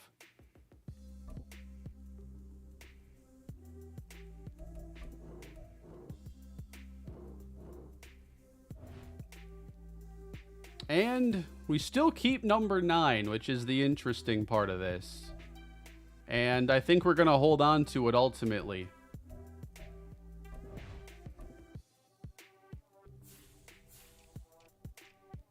We still have a 1, 3, 4, 5, 5, 6, 7, 7. And I think with this 3, we should probably look to move up with it.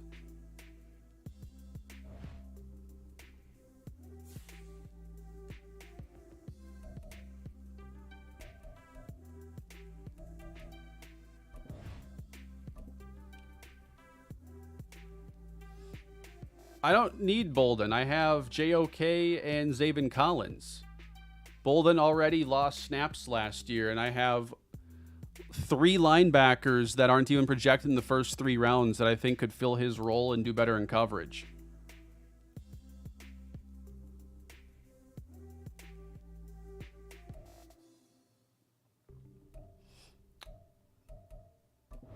So now the question really becomes, how do you spend the 9th pick? Because there are still, potential rushers there.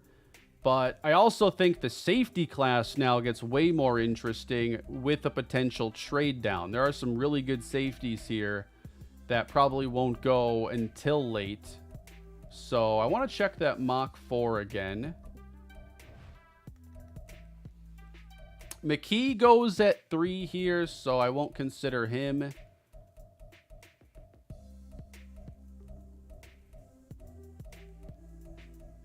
And the safeties just don't go. Torrey Widmer at 22.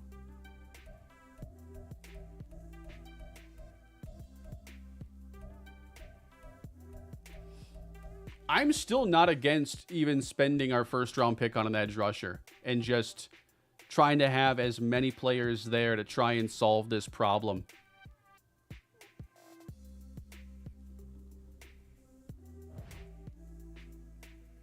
Can we see the D line?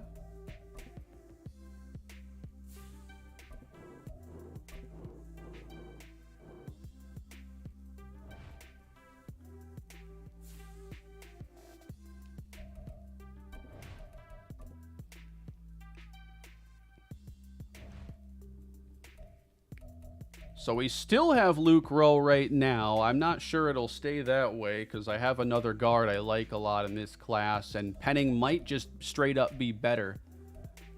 And then now the D-line with Sweat, Beard, Houston, Vita Vea, Justin Medlock. We still got to get some young D linemen. I think that these guys help us bridge the gap, but I think it's a really good D-line class. Just, it wasn't to get as much of an upgrade as we wanted.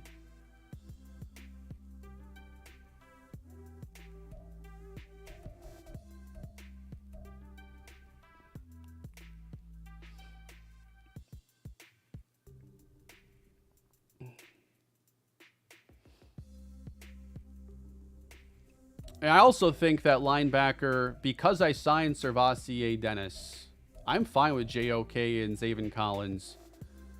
Keep in mind, the negatives here. He's really an 86. Collins really a 79. So the overalls look a lot worse right now than they really are for most players.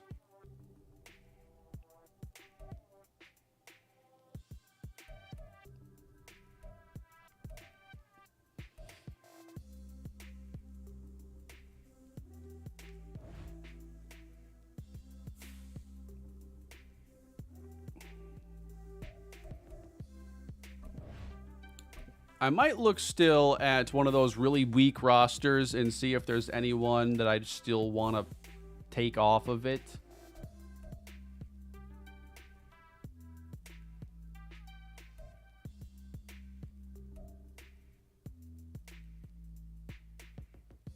Because Dre Greenlaw would be better overall than Bolden. Then it would kind of make the Collins deal a little more redundant, but Greenlaw would be a way to boost it. Because right now I'm looking at having Luke Rowe, and it's well, I want to try getting something for him. And so where can I find the team that has like a big need at guard and just maybe get another player or another pick? I just don't think the pick is as necessary right now.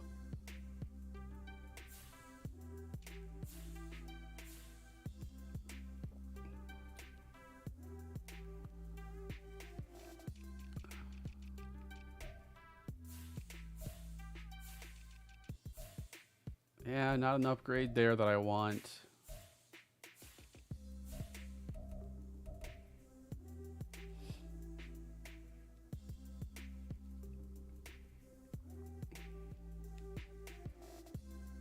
Who's going to play guard? Cesar Ruiz, and then could be Penning, could be someone we end up drafting.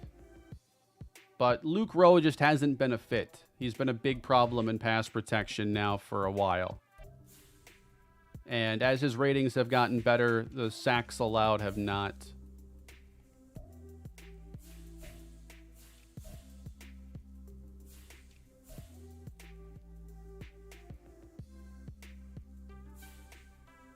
Penning hasn't really missed a lot of games in the series. I don't think any more than reasonable.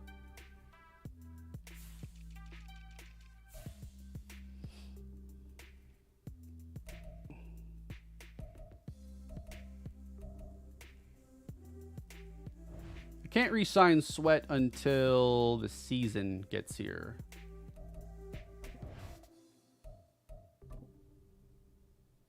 But I can gauge his interest, which right now obviously is very, very low. The tag's always there if I want to use it. If it makes sense with his regression, that might happen. I don't know why. I think the guys focus way too much on scheme fit. Like, you're a pass rusher. Like, what's the big deal? Just go rush the passer. You've played in a 4-3. We play in a 4-3. What's the problem?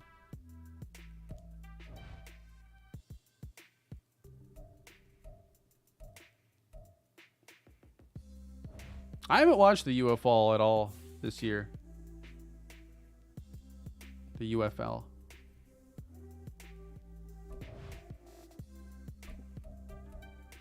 Let's run the trade finder here on Luke Rowe.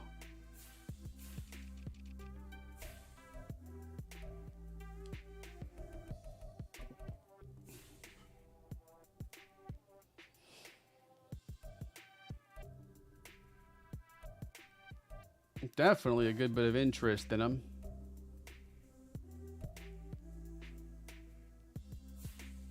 Yeah, has the UFL been pretty fun this year?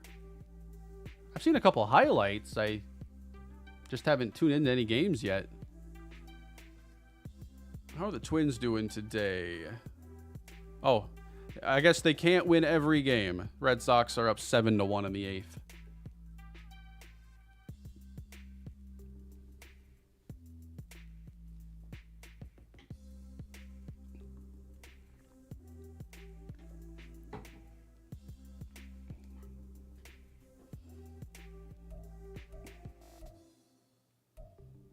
Any guard desperate teams out there?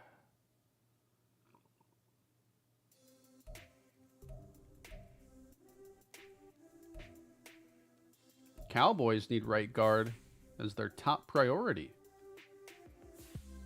Yeah, I see why.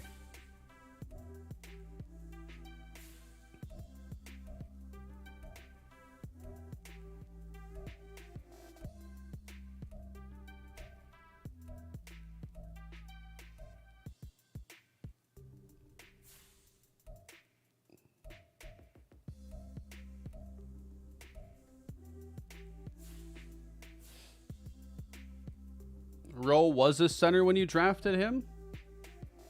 Was he actually? That's been a while ago. Wouldn't surprise me given, like, he's a really good athlete and has never really done great with power. Kind of gets pushed around a lot in the pass game. Yeah, I forgot I moved him to guard. Because he's been a guard the entire time with us.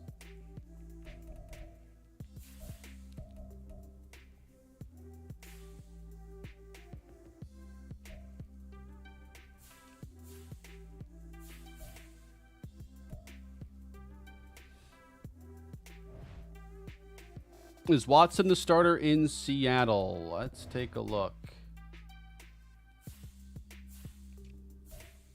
He could be. I mean, why'd they make that move when they have Hunter Boone, who they call a day one starter and quarterback of the future? And by the way, they just went to the Super Bowl with him. I might just undo that Watson signing, honestly, just for the betterment of the league.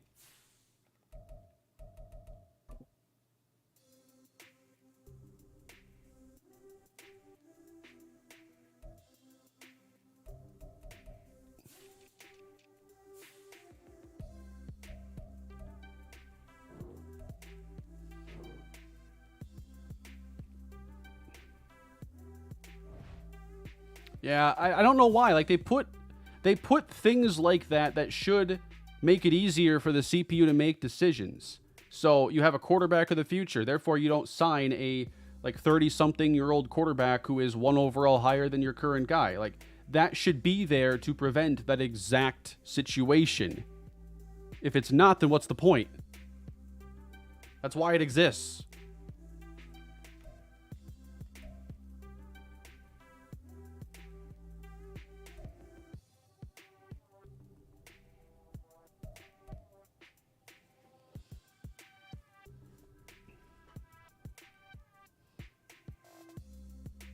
All right, so I want to get this moving here with the Luke Rowe deal. I'm going to find a team that needs a guard, and we're going to work on a trade up probably for, here's what I have in mind. Where do the Cowboys pick? 56. All right, anybody with a guard need that picks higher in the second round?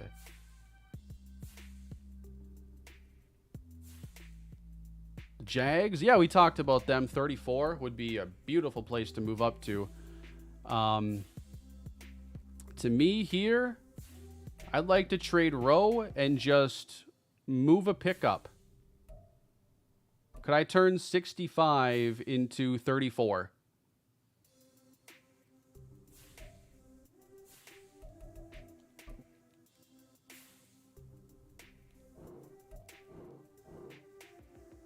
I won't do it for that one, but I think we're pretty close here. And getting that early 2 in addition to 9 would be pretty awesome.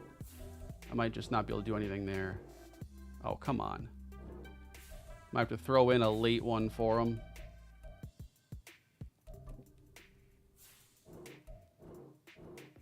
That's close. All right, anybody have like 37? They don't like Rowe as much.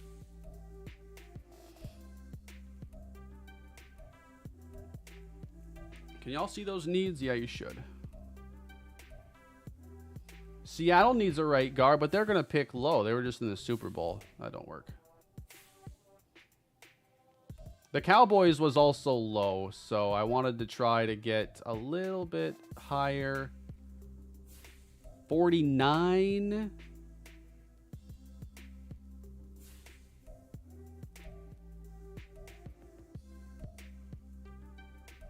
Bengals need a guard, but they can't even handle the cap on a guy on a rookie deal. So they've already spent their entire cap. All right, Chargers. No, apparently they were good. So, Kansas City. Oh, okay.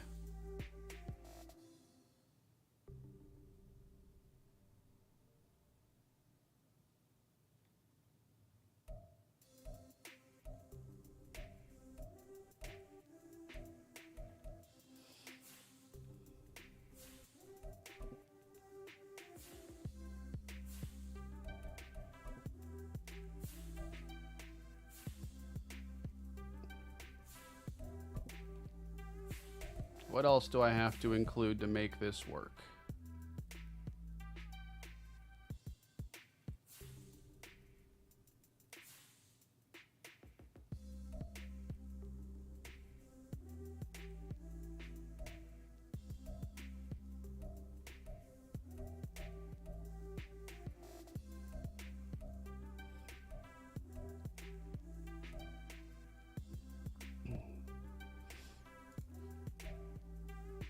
Yeah, moving him to center and trading him to a team that needs a center is also a pretty good idea. I kind of want to look through that quick. I'm not helping Carolina. New England. With Trevor Lawrence, they 46. Okay, that's one option. The Raiders have 53. I like a high 30. The Rams, they have 33. I don't expect this to work. Yeah. Yeah, a lot of teams actually have that center need. Where'd the Texans finish? 49. The Bears. We haven't talked about the Bears. 51. Come on, bad teams got to need a center sometime, right? The Broncos. I know they finished 8-9, though. 48. Cards. 42 is pretty high.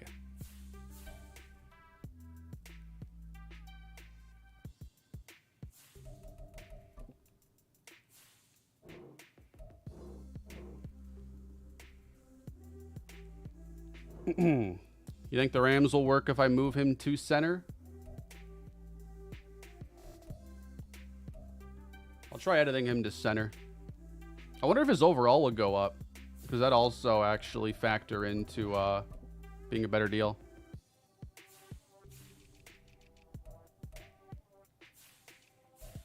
We're moving Luke Rowe to every position today, whatever it takes to trade him away. Yeah, there's too many plays where one-on-one, you just get blown off the ball over and over again. I think he's worse. But we can try. He's actually at the position they need now.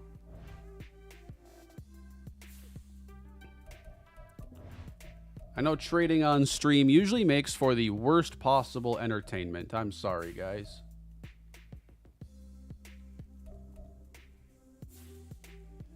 Kalispell's not coming back for NCAA 25 as like my team.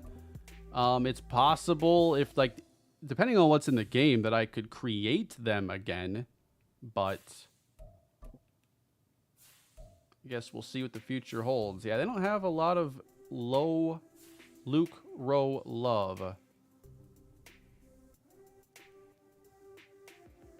Be better long-term than Bates.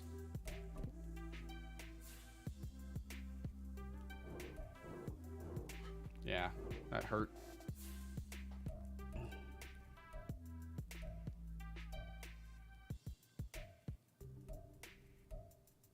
All right, the Bears, they had 51.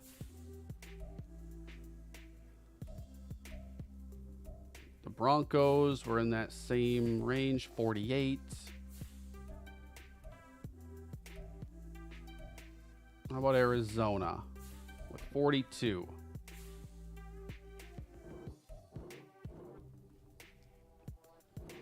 Gonna make me throw in a 7. That's pretty high.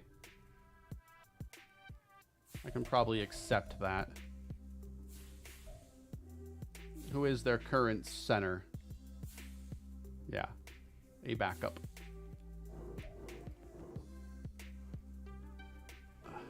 $215. I can do 201, but that's it.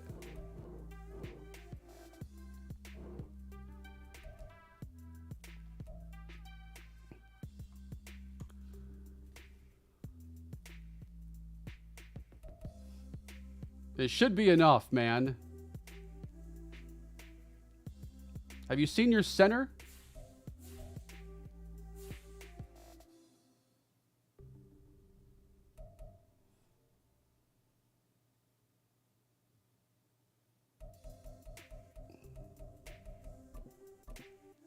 A future 6.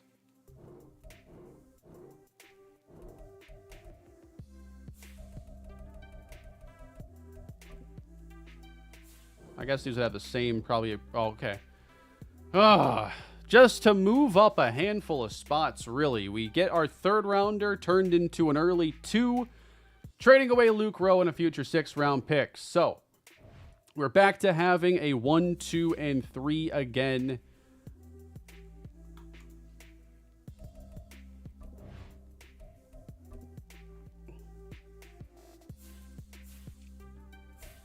$942. Okay, we don't have a 3, but we have 105, 137, 142. I think we can take this 4, trade some day 3 picks, and turn it into a 3 eventually. And possibly even we don't make the pick at 9.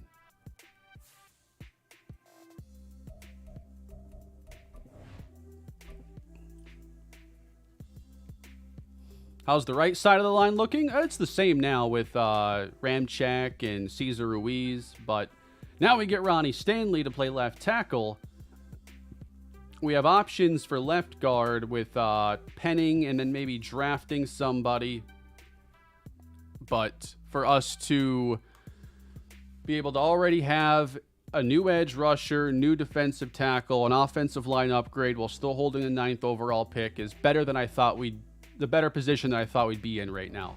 So for the private workouts, I'm still interested in possibly spending 9 on an edge rusher, but I need to see like Joe Richards plays D tackle, but I'd have to see them like really look like they're going to be better than that projection. And then where is Josh Robbins? I want his info. And then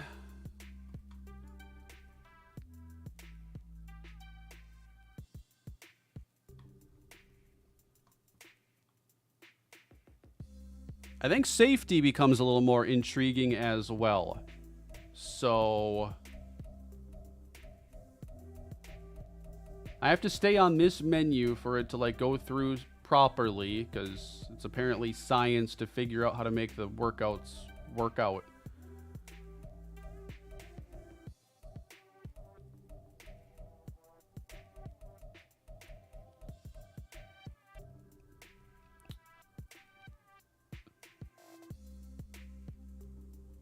Essentially, yes. If I want to get a 70 overall plus, really that top 100 is where you got to focus on having your picks. The first 3 rounds are pretty safe. You can still find 70 pluses later, but it's far more infrequent, and you can't just like bank on it.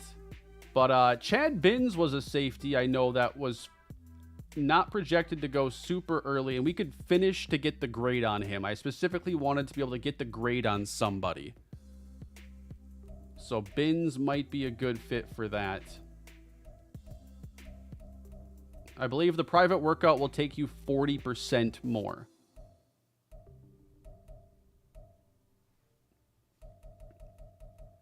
So we're going to confirm it there.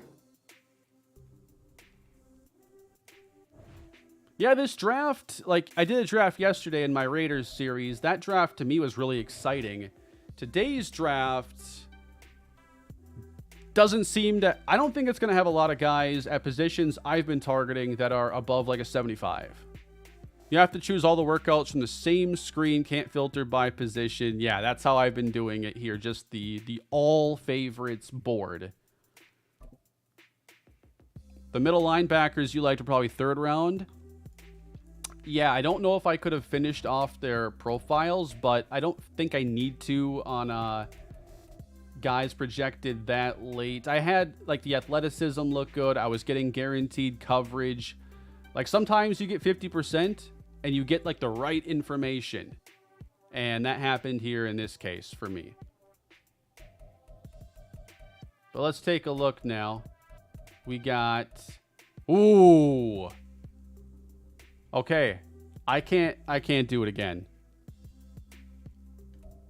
Not even round 1. All right, so he's one beard all over again, essentially. I needed that information.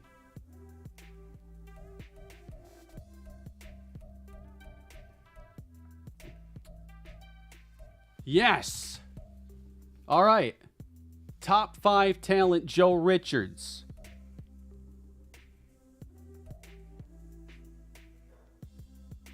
He's injury prone, but there's the talent.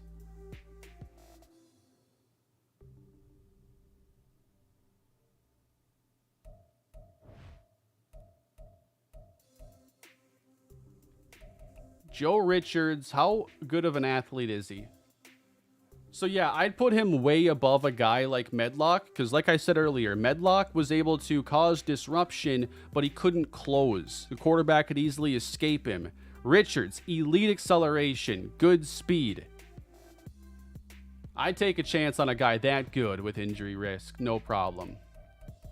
And then for safeties, Chad Binns, solid round 1. All right. Safety to me is like if we took someone high enough, they could possibly replace Julian Love this year, who would then become another trade option for us. And yeah, Chad Binns here, 224-pound safety with that kind of speed. Tell me that's not the guy I've been looking for.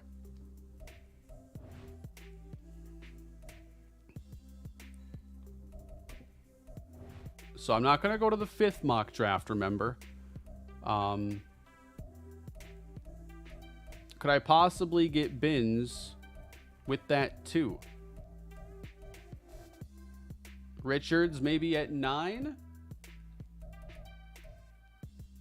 This quarterback's been flying up the board too. This is interesting. He went up 25 spots.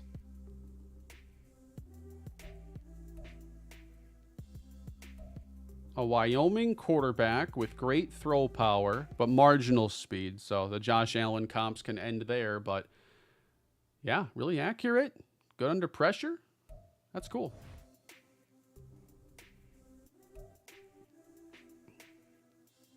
Man, Binns, yeah, like 220 plus pounds. Like linebackers are carrying that kind of weight these days. He's shorter than most linebackers, but man, Chad Binns looks awesome. Yeah, Mach 5 is basically like spoilers for the draft. It'll even change from Mock Draft 4. I like to keep around some suspense and not having all the answers to the tests there. So, as always, I'll throw on the face cam for the recording. 1 second. Hit the wrong button. All right. So we've got the NFL draft getting underway. We still have 9. I did not think we'd be making a pick at 9. I thought trading down might be in our best options, but if I can take Joe Richards without it and still move up with our 2nd rounder, that might be the best way to attack today. Ontarius Andrews goes number 1 overall. He was the best edge rusher, and I didn't think we can make a move up to 1. And then Ben Bryan goes to the Jaguars. Left tackle out of Alabama. Christopher McKee is the first safety going to Miami. And Buffalo goes Sterling Sherman, who to me was the 2nd best edge rusher. Green Bay goes Matt Foster, quarterback. So what's the quarterback situation there in Green Bay? Well, Jordan Love, again, a backup perhaps. He might actually start initially, but the Packers are now prepared to go in a new direction, it appears. And he's only got 1 year on his deal. So Green Bay is perfectly set up now for a quarterback transition. I hope this works out for them a lot worse than their last moves have worked out. That's for sure. Maybe a Brian Brom. That's what they need here. Phillip Chambers off the board. Next up, Carolina goes Patrick Philbin. And ahead of us, Cleveland takes Torrey Widmer. And here we are at 9.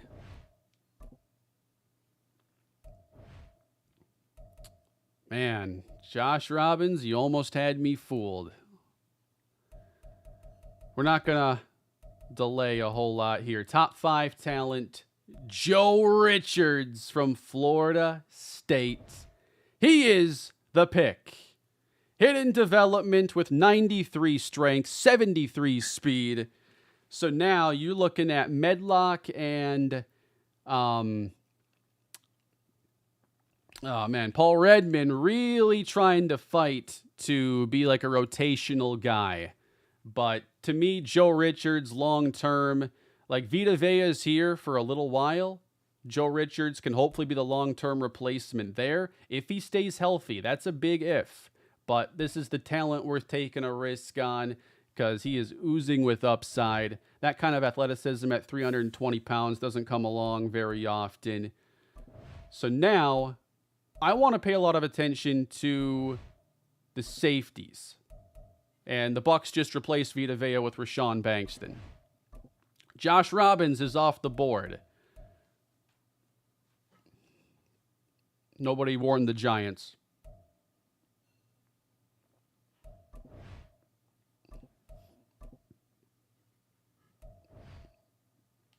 So we own a second, a 4, 2 5s, a 6, and 2 7s. And we'll pay a lot of attention here to the available board. Where do the safeties show up? I like Dante Drummond. He's 14th right now on the board. Good speed, good acceleration. You know, there's a chance he is better than Binns, but I didn't finish the scouting on him. But I think safe to say he's going to be really good. Levi Flowers I liked.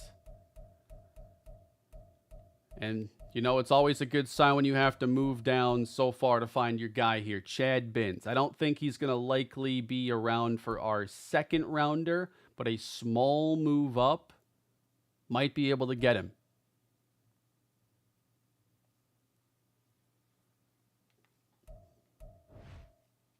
Yeah, Drummond, in some areas, he's probably a little bit better. He's not quite the same athlete.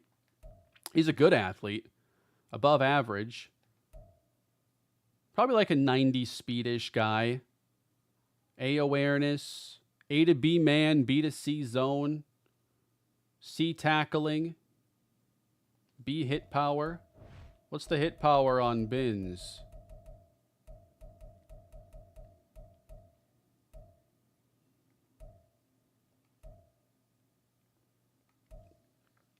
B hit power. So more hit power.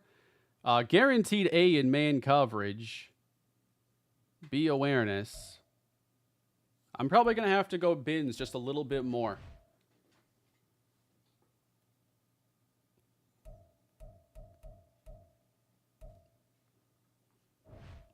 Yeah, he's got a running back build, and he's going to be really fast.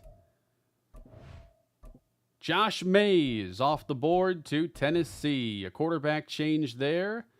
This feels like it could be a year where we face that division. I don't know. Victor Colon, I had him as a round 2 to 3 guy. That's not my opinion. I scouted him enough to know. Paul Rushing.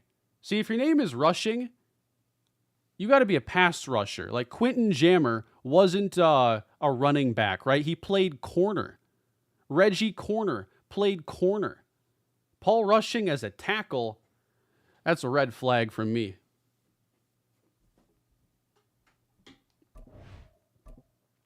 Darrell Peterson, I'm really curious how good he ends up being. 5'9" safety though, Bob Sanders. I'll take Bob Sanders, hopefully with better injury luck. That guy had some of the worst I've seen. Gary Newby. The Steelers are making a move for a quarterback. Tell that to Chris Blewett, the kicker. I know.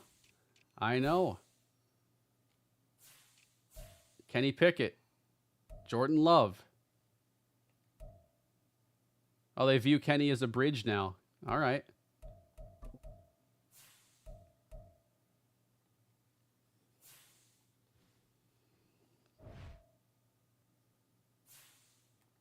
Let me save my game here. It's been a weird day.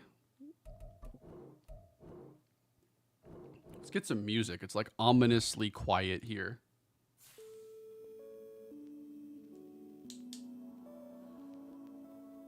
All right, Chicago, Gio Perriman.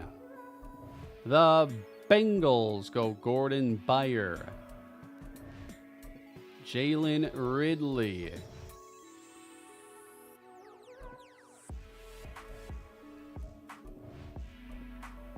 A lot of offensive linemen coming off the board. Jonathan Pearson. Zach Hillhouse, running back in the first round to Detroit. Will McKee, another running back off the board. Let's check the board out here. Dante Drummond could go soon. I could use him as an alarm that it's like, all right, time to trade up once he goes. I do that oftentimes. Finn's still 20th on the board. Just getting here. Who'd we take in the first? We took defensive tackle Joe Richards, and I can't wait to show you his ratings later on. Enjoying the series. Hasn't been the toughest one yet. Saints seem cursed. I honestly think the Titans was tougher. But the thing is we had literal superheroes come to the rescue. Like, we had Trayvon Randolph, the best player I've ever drafted, help fix that team. And I think Brian Nava was better than Blake Westbrook.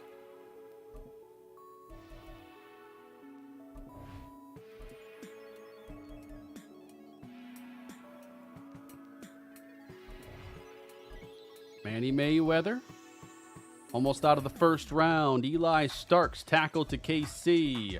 Parker Collins, it's like it's a heavy offensive line class here. And the Super Bowl champion Baltimore Ravens continue the trend of O-linemen as we head into the second round, and running backs are still going. Ron Gary, Kendrick Butler, Otis Russell. Do you feel safety is a bigger need than guard? It's not about need right now. It's just about the upside, and I think that Binns is the kind of player that I can use in a lot of ways. It is exactly the safety I've been searching for. Man, we're getting awful close, and no one's even taken Dante Drummond yet.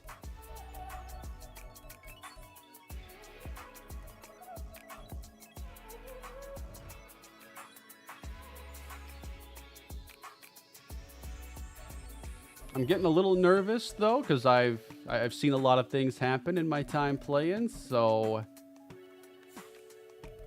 San Francisco.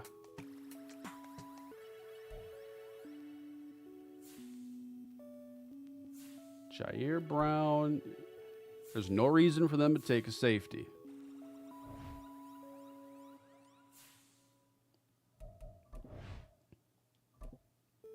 Oh, okay. A quarterback. This could be an interesting year for starting to change up these teams. Another running back. Dante Drummond is off the board. He goes to Cleveland. One more pick to make it here. I'm going to double check their needs.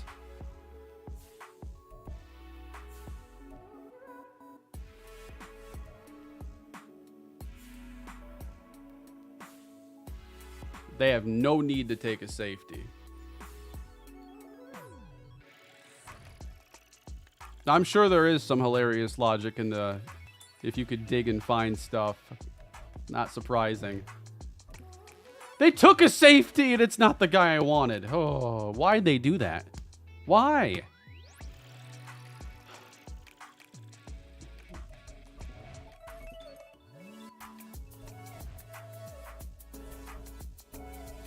I have a chance to take a guaranteed round one talent here who fits so much of the criteria I've been looking for. All right. Chad Binns. I missed out on wide receiver Chad Binns. Remember that? He went to the Patriots. Chad Binns now back as a safety.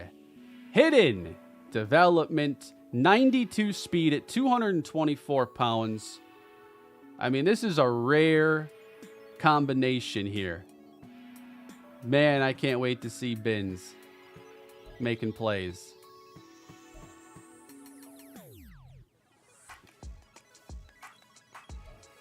Now, I'd still be interested in taking a guard. I'd still be interested in taking a linebacker, but I don't pick for a while. I have a 4, 2 5s, a 6, 2 7s.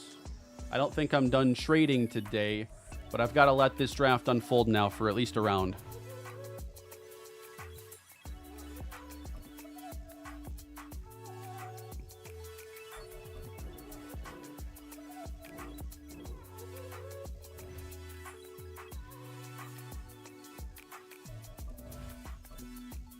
Once we get to the third round, we can start to see where my targets are, and then we can plan how to spend that fourth and if we need to navigate.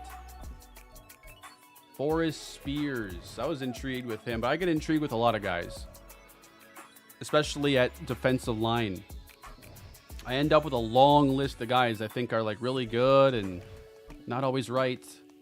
Anything is possible in the draft. Just look at the Falcons. Oh, man. There's no reason for them to take a quarterback. Whoa.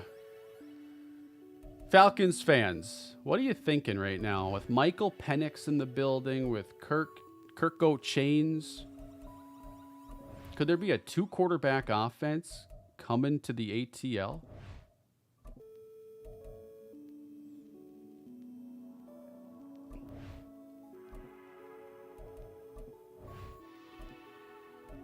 A lot of quarterbacks.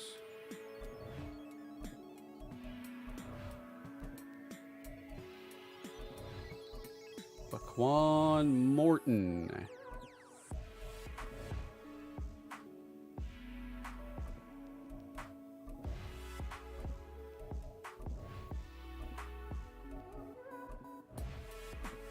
All right, we're in the third round. I want to see what the board looks like right now. So with my favorites, I got 38. That will have 1 running back. Couple late receivers I was intrigued with. The guard Lance Wheeler is probably the highest upside player available, and I only have 1 guard I really like as much as him. I do have Donovan Turk on the board, who I still think would be a good pick, but I did not get as much clarity. With Wheeler, I know he's like the best pass protecting guard in the class. With A awareness and those other A grades, like I'm pretty sure he's going to be hidden dev. I'm pretty sure he's going to be really, really good. But the third round seems like a good spot for him to go. And then I still have linebackers I like. If I can get a guard and a linebacker, I'm going to be really happy with this draft. So let's see on the available board then where any of these guys show up. Because the thing is before, like when you're looking at the like total board like this, it'll show you the top 50 guys. So you're not quite sure where like the third rounders rank next to each other until you're in the draft. Now, obviously, like positionally, you can see how they rank, but as far as a big board standpoint, that's where it's messy. Miles Crawford is here at 17.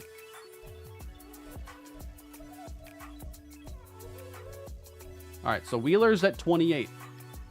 So I'm thinking around round 3, pick 20 is where we look to move up.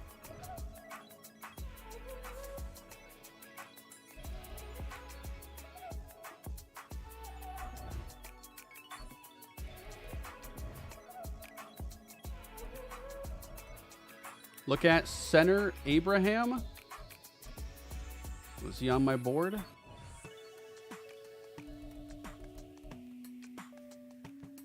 Yeah, Parker Abraham is on my board.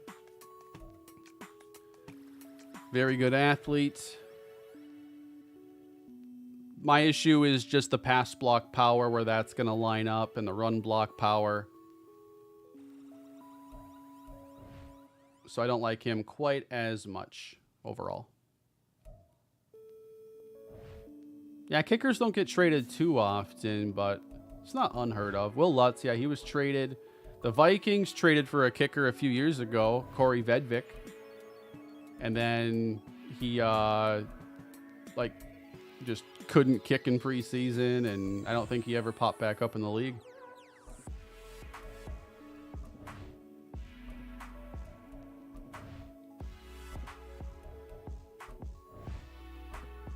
There's Crawford. Oh, he's going to the Bucks.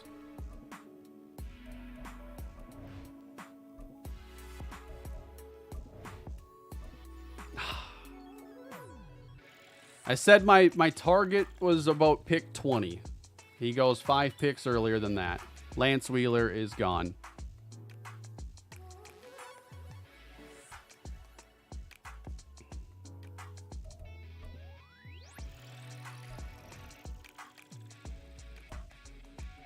I'm guessing he was outside the top 10 available because he was lower than Saquon Wilder.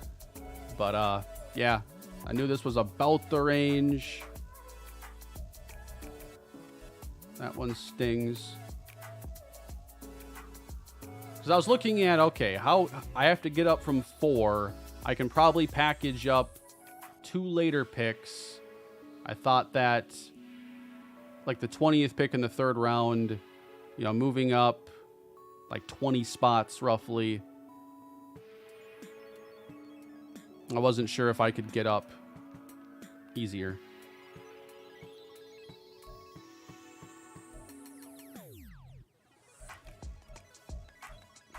A lot of D tackles here because I was in the market. How about Marcus Calhoun? An edge rusher. Marcus Calhoun from Texas A&M. Marginal speed, but strong. Great acceleration. Team captain. Defensive captain at Texas A&M.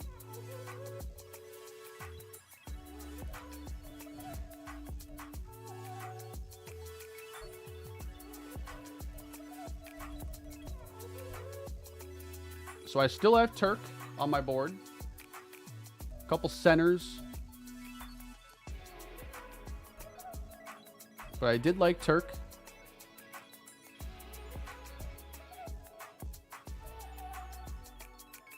Injury prone, though. So was Luke Rowe.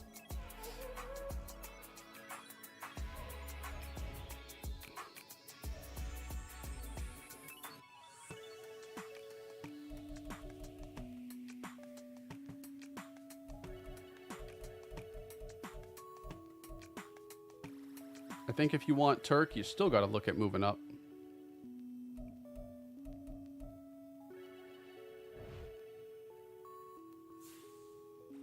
I'm going to move ahead a few more picks.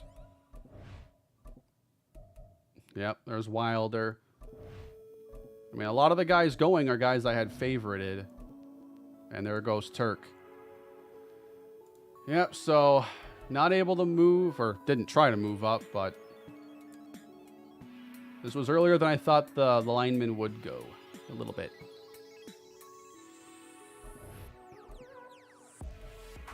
So then I probably start thinking a bit more about linebackers.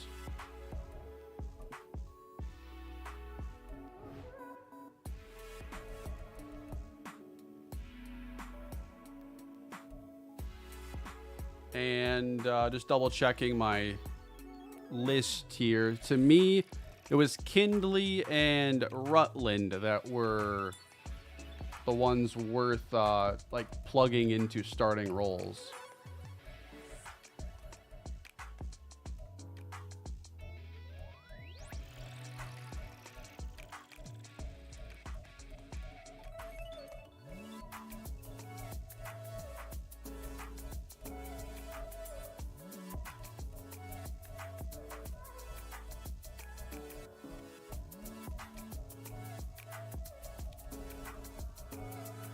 I think we're okay where we are.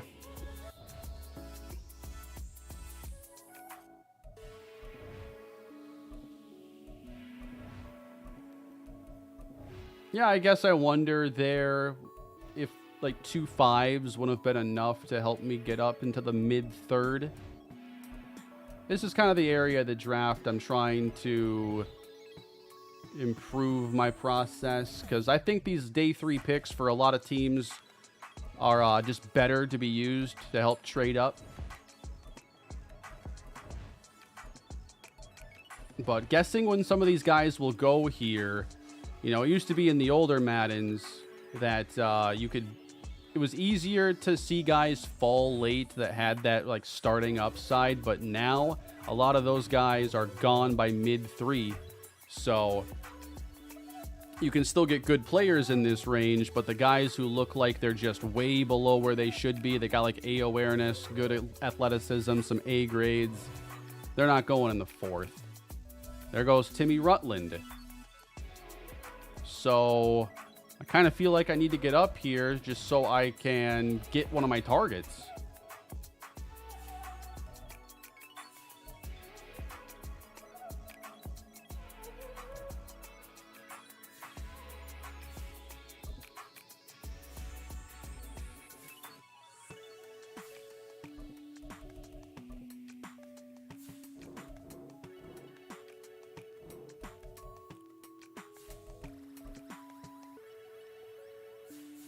Will you give me your 7 for the swap?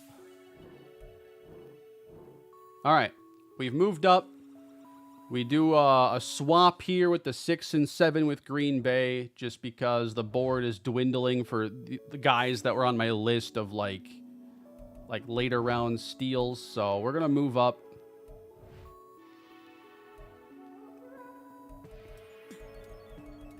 And I like here Aaron Kindley, a coverage linebacker. He's not as well-rounded as the other guys, but we got that hidden development here. All right. So 3 for 3 on hidden dev, guys. Just finding guys that seem that they should be a little bit better than their projection. He's got the speed. Because of the linebacker scouting, I felt good moving off of James Bolden. Because Bolden never developed the coverage. And now he's going to be a free agent. So we did a 3-year experiment. Now we re-roll it with a guy who will be just as athletic and better in coverage.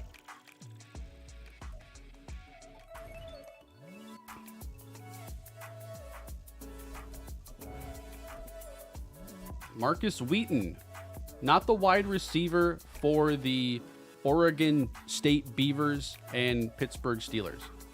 Different Marcus Wheaton.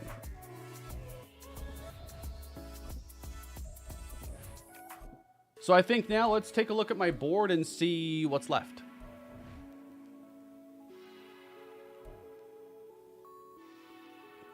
So some edge guys, defensive tackles.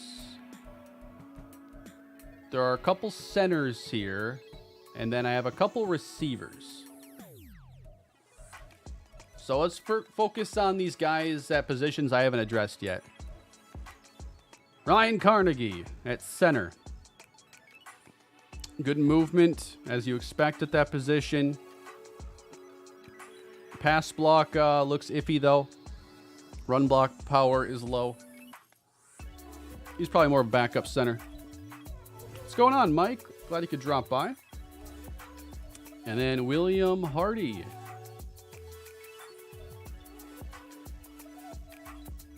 I'd probably roll the dice on Hardy.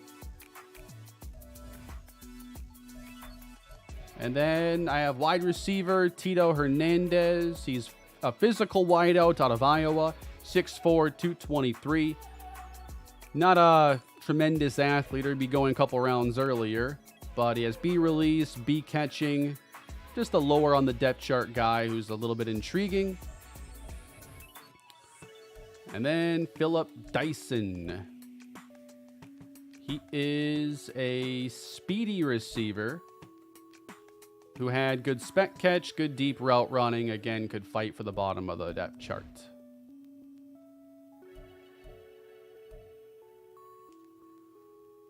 And then any of these D tackles, I know it's not a need, but are any of these guys on my list? Brandon Miller was, and so is Terry Stewart. Because Stewart had that A finesse moves, and Brandon Miller 21 years old. Nothing special athleticism-wise, but if you had a need for like a rotational D tackle, like he's a good fit. For these edge guys, I'm not sure. I don't think there's anyone here that I had like a special affinity for.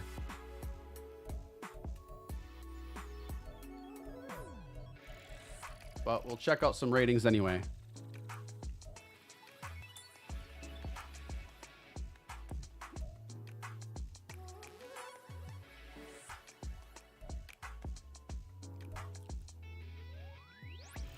That Kilgore is kind of intriguing.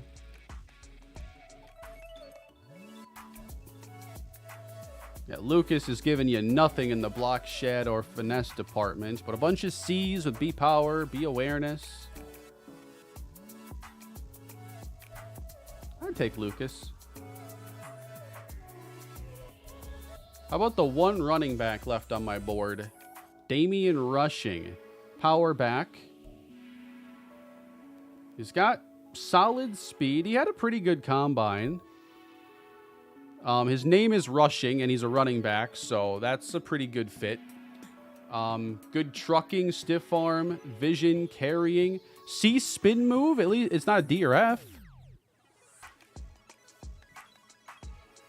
I like Damian Rushing.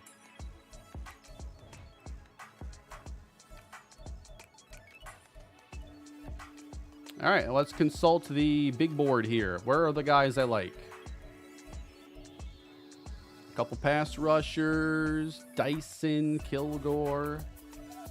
At this point, I'm thinking I can probably make small moves up.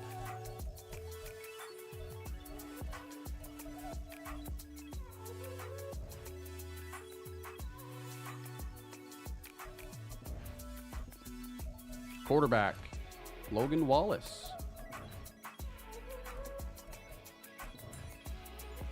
I do think with some of the moves we've made that there are ways for us to still look at guard if we want. Already? He's going to be good.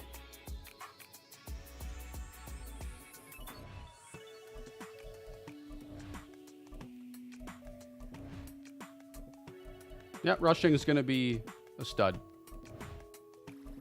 I think I have ways of getting a guard, or I have, you know, enough safeties to where I could look at trading a guy like Julian Love, or I think there are a few guys on this team you could consider. Look at Tyrell Stoudenmeyer. You know, people wouldn't like that, but I think there are a lot of ways for us to do a small package to get a guard if we need to.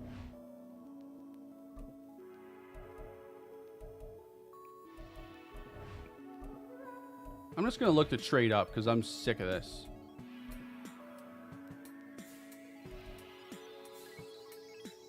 Who's on the clock? I already forgot. Philly. Why am I looking at the injury report?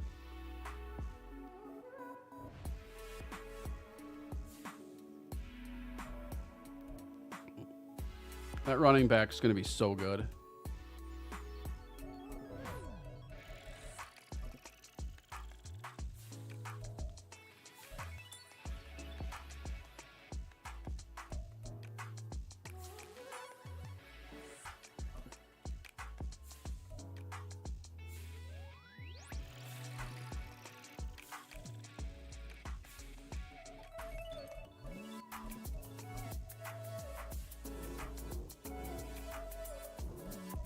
Go a little bit earlier then. All right, I'm not sure this is going to work.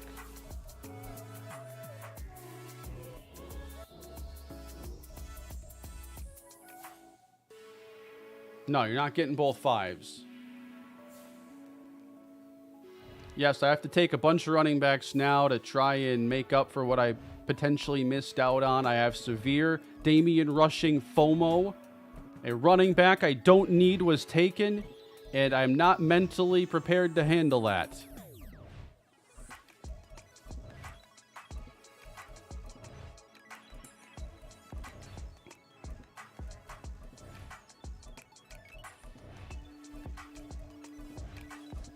All right. I don't think anybody I really wanted went in that span anyway. I think Carlos Lucas is probably my guy here. I wouldn't mind adding another young edge rusher. And he's the highest on my board that's left. So, you know, he does one thing well. And hopefully that's enough. Carlos Lucas, 79 speed, 87 strength, a power rusher. Some say he could be the next Cam Jordan. You know, who knows?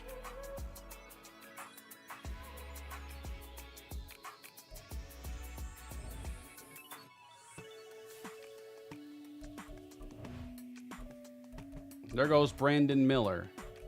There goes Ryan Carnegie.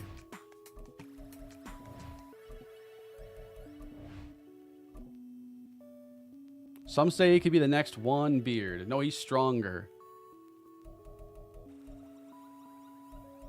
I might do a little center depth here if it makes sense with this spot. Dyson's there. You know, it crossed my mind last night when I was looking at Dyson, what if I had him on the team and I could do there goes Dyson sucking up all the passes again.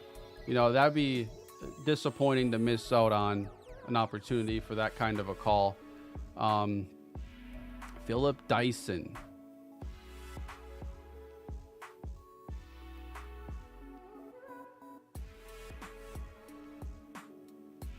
Nah.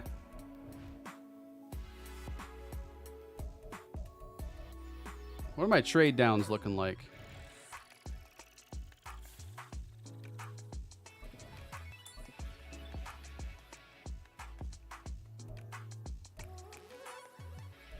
Why do they even do these? Just drop down out of the goodness of my heart?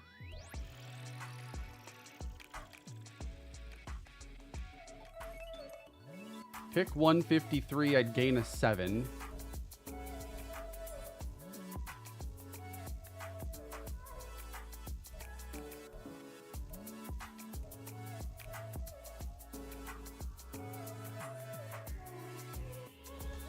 I'm probably going to spend the pick.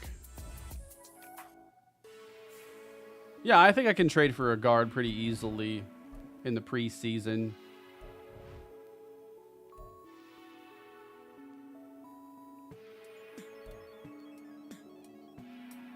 I mean, Terry Stewart was still on my list of players I really liked. It is certainly not a need. But he's on the list. Unless I like William Hardy a little bit. Because I do want to address O-line somewhat. Good lead block. Let's take a shot on William Hardy. Please be good, William.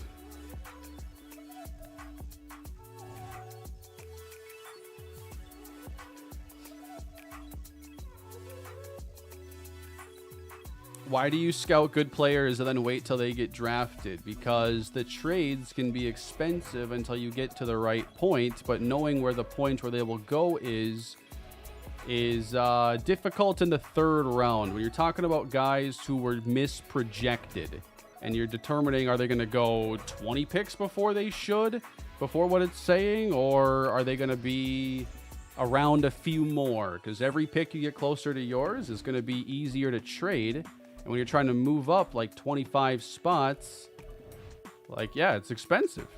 It can be. Mayweather traded to the Browns.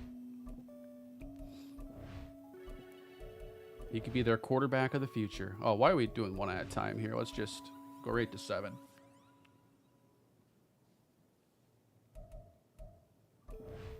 Got a couple 7s to spend here, but let's... no, I haven't traded Mayweather. The Terry Stewart's still there. At this point, guys, he's on my list. I only had 6 names on the list.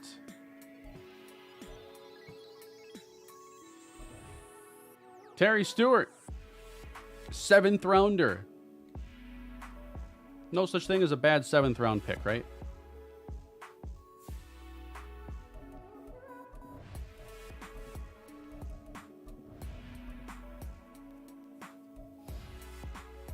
And then, what do you do? Dyson's still there. Tito. Do you go with the big body receiver who has B release and B catching, can't run routes? Or Philip Dyson, who has some speed?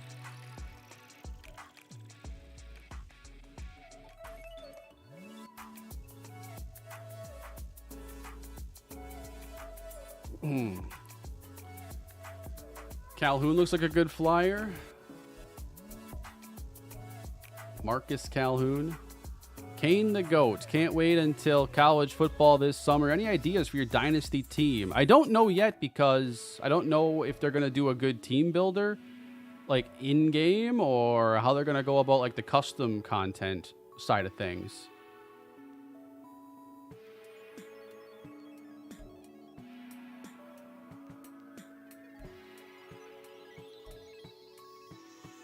The A to C finesse moves is really intriguing there.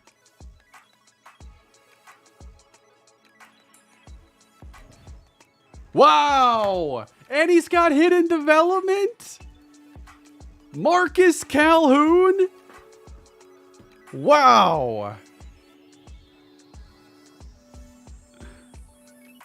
No shot. An edge... Hidden dev in the 7th round doesn't happen for me.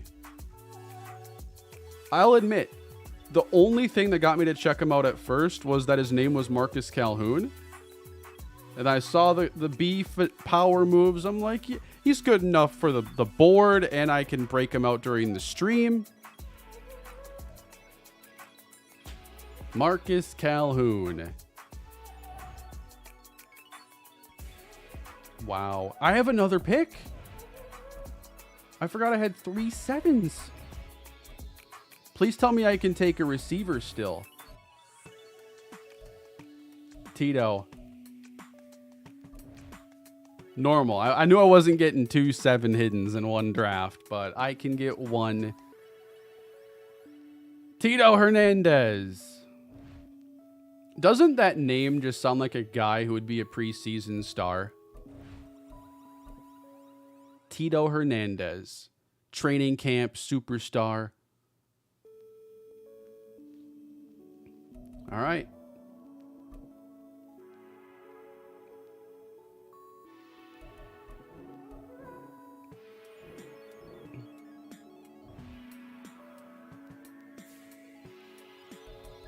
Here is the draft recap, folks.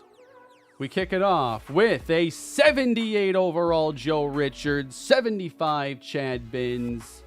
We did not break 70 again. Tito's got 68, though. So, let's start off here. I want to see the overalls across the board. Wow, we got one of the 2 highest in the entire class. Good running back class, too. I'm excited to see these guys. You know, this league has not had a lot of young running backs become starters because the prospects haven't been good enough.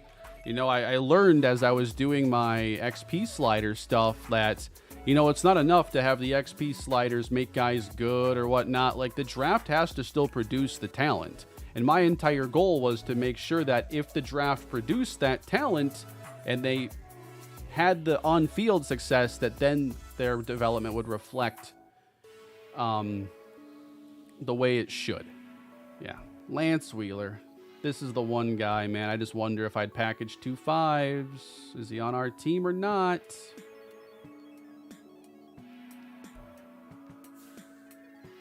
Third round, man. I just can't get the 3rd round right. But good use of our 1st round pick, Joe Richards. Oh, I did try the halfback strength, Jamie. I did. And you would have, I did a lot of years, and you would end up with a lot of draft classes where you'd have literally like 4 guys 80 plus. So it happened too often for me to like the halfback strength boosted. Normal was still the best. Joe Richards. I can't wait to see him out there.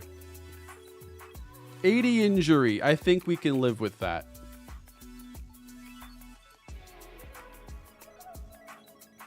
Yeah, I think in the third round, I have to start trying to trade earlier. Even if I think it's too early, I have to at least know if I can afford it or not better.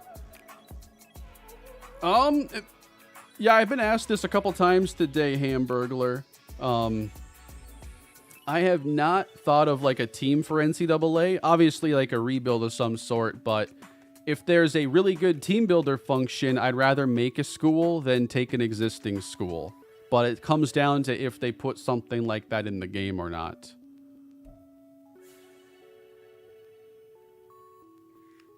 That is a fair argument, Nako. I just thought that with too many high overall running backs that the league would be filled with them. And I didn't like how it was balanced. Got to put Junior at the end of Calhoun's name. The storyline writes itself. Ooh. I agree with that. I think I have to do that. All right, Chad Binns. Ole Miss rookie.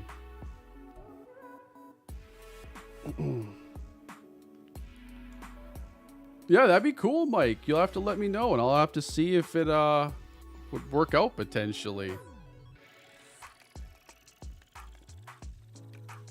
Chad Binns, man, that speed.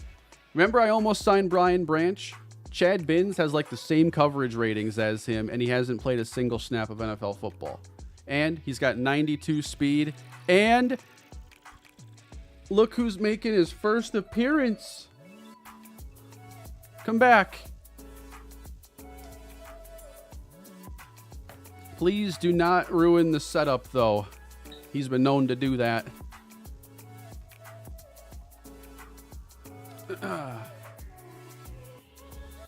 You can hang out on the desk.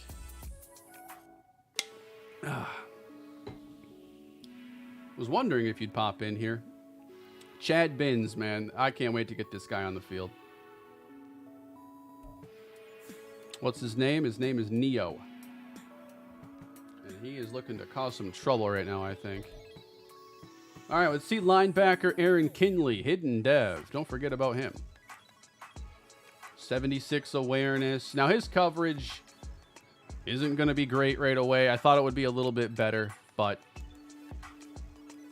I'm happy to run it back with the new linebacker and try to get that coverage right this time around. And his run defense doesn't even look like it's going to be bad. He just might take a couple years before he can really start full time.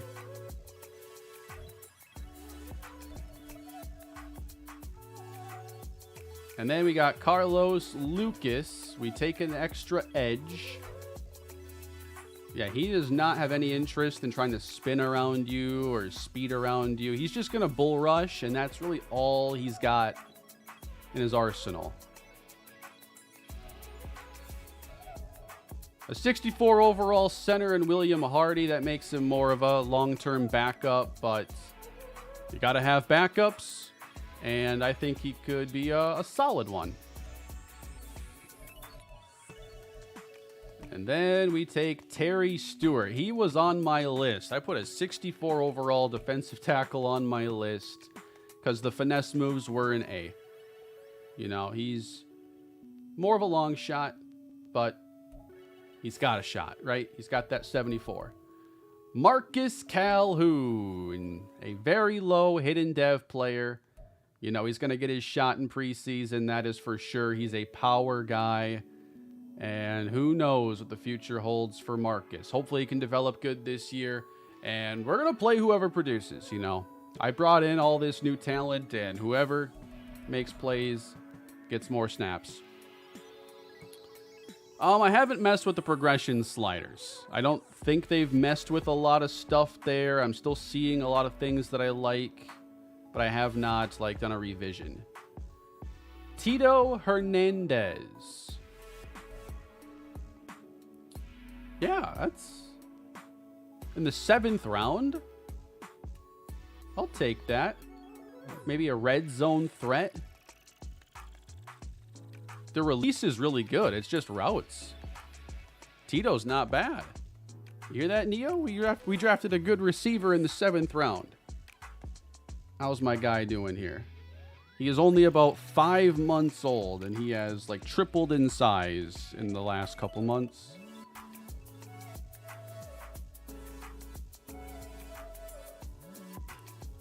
Tito is A.T. Perry. Wow, he is. Except for Perry didn't have release. Tito does.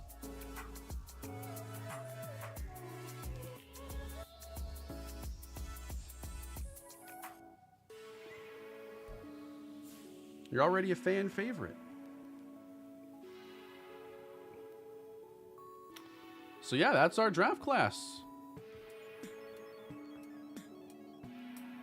Mo Alley Cox or Austin Hooper? That's a random question.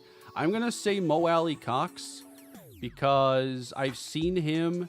I don't know. They can both do like the 1 yard fade tight end touchdown thing.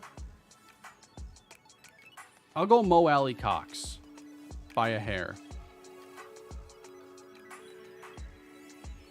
You want to see sliders? I did go over them earlier, but I will show them one more time, and I'll probably make a couple changes for the coming season. Preseason, I'll have to see what I have time for, what ends up working best this week, because it could be fun to stream these games. Where are you going? Here is the set right now.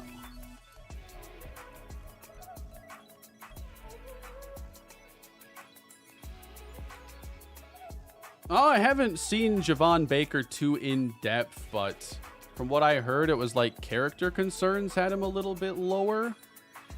But he goes to the Patriots. That's always an interesting spot. You know, you think of teams with long runs of success and good veteran leadership that can be good places for guys like that to develop. Places like the Steelers, Patriots, Ravens.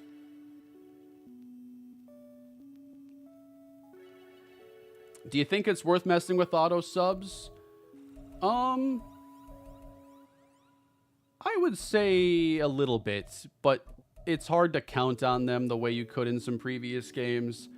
I have been tweaking them a little bit, just slowly trying to find maybe a sweet spot if possible, but I haven't like settled on anything I think is great yet. All right, let's go through some more draft picks here. You're streaming spring training for the Cards. That is actually possible. I have to see what tomorrow looks like for me, and a spring training stream actually might be really good.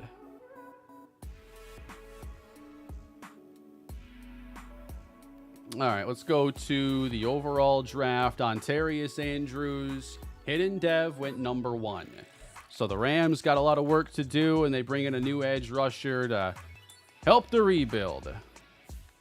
What do I plan to do with Juan Beard? You know, all these edge rushers are going to get a chance. We're going to rotate and play the hot hand, essentially. So Juan Beard's going to get chances. James Houston. The only guy who's really guaranteed to play a lot is probably Sweat, because he's the highest rated, most proven guy. Good tackle here in Ben Bryant.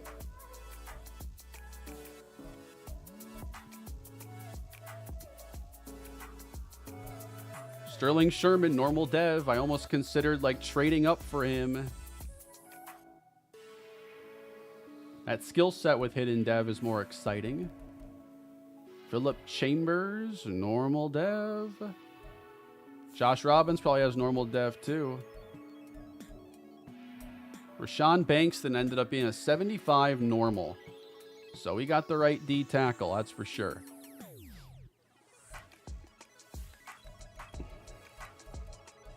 Josh Robbins, 72, hidden development. So they gave him hidden and not Juan Beard.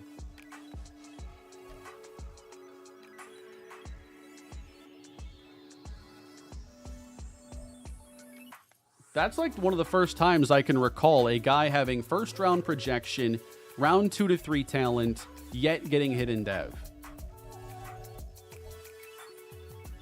The top quarterback, Josh Mays, normal development, but honestly not bad with the accuracy. Everybody say something nice about Juan Beard. Come on now, it's gone too far. All right, Victor Colon, he was also lower than projection, hidden dev. All these guys had it. Juan Beard, normal. That's right. I got Vita Vea, and I drafted the best defensive tackle in the class. Couldn't let Tampa keep the defensive tackle dominance. Juan is a nice guy. He's not as big a bust as Adam Kane. Juan Beard has a cool name. Juan Beard is rich. These are all probably true. He's fast enough to get unblocked sacks. Also true. Someone else said almost the same thing. He has a nice name. He saved my entire family from our house burning down. See, he is a good Samaritan. He is the most defensive lineman ever. Juan Beard was good in high school. Juan Beard stays out of trouble. Yes. Juan Beard can be benched without many noticing. Is that a positive? Juan Beard has high jersey sales. Not in this chat, he don't.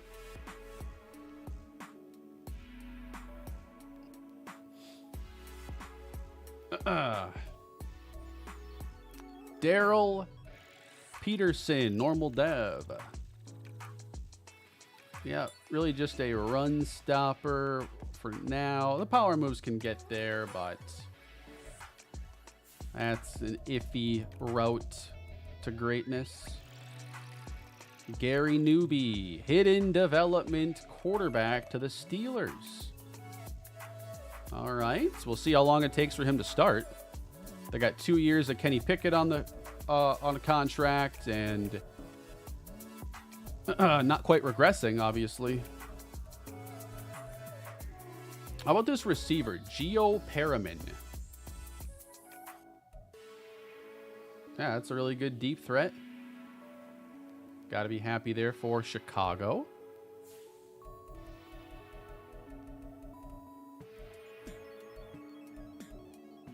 Jonathan Pearson. Yeah, Dallas needed their playmaker. And they go right a few hours down the road there in Austin to find one. That's a sick pick. Was Rushing good? Paul Rushing is normal. I warned everybody. He also can't handle power.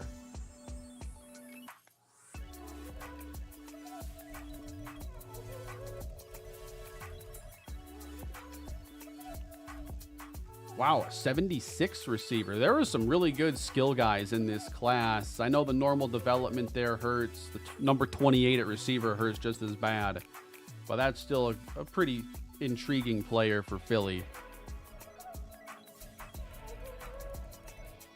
And then how good were these running backs? Is the league getting some incredible talent? Zach Hillhouse. Not going to, run by ya, but he might run through ya. And he can catch the ball a little bit. So this to me is like, this is basically going with a young version of David Montgomery to repair with Jahmyr Gibbs.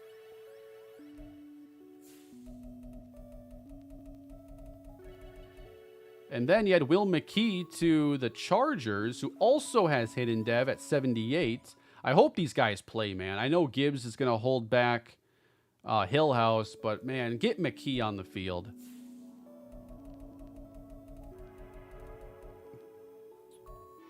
All right, round 2. Oh, by the way, round 1, we took, obviously, tied for the highest graded player. In round 2, we took tied for the 3rd highest ranked player. So good pick there. Again, running back, but normal dev.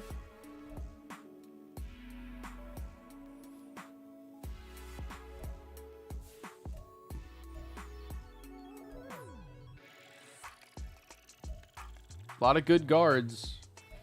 I decided that I wasn't going there. Dante Drummond, normal development. You went a little bit earlier. Still would have fit what I was looking for, but Chad Binns was the guy. Benjamin Ward. They didn't need a safety. Did it anyway.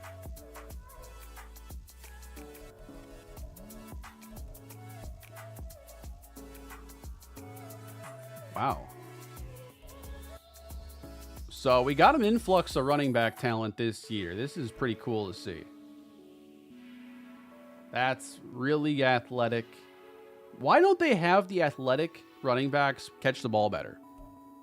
Like, it's not a guarantee that these guys can be good receiving backs, but there's often a lot of overlap in the skill sets.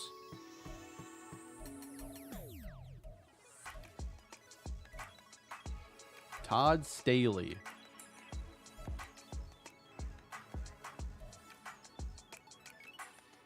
Not a bad tight end.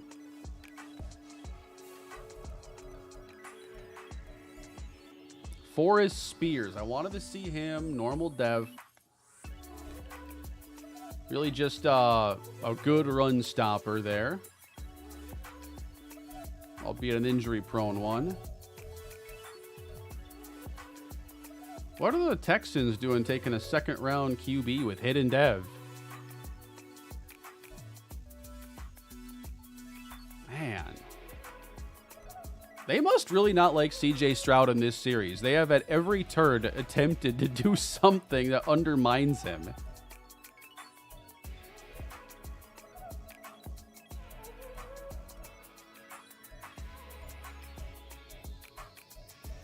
All right, third round. I didn't make a third round pick, right? Yeah.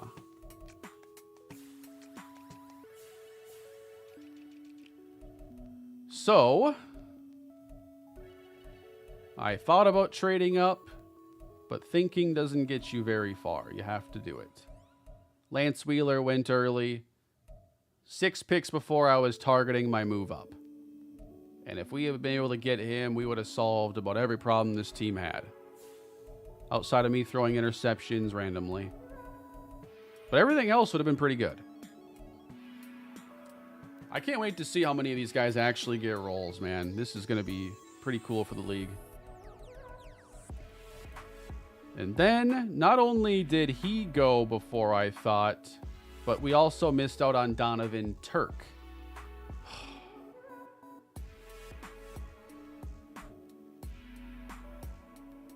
Now, he would have struggled with power just like Luke Rowe. He compares to Rowe quite a bit.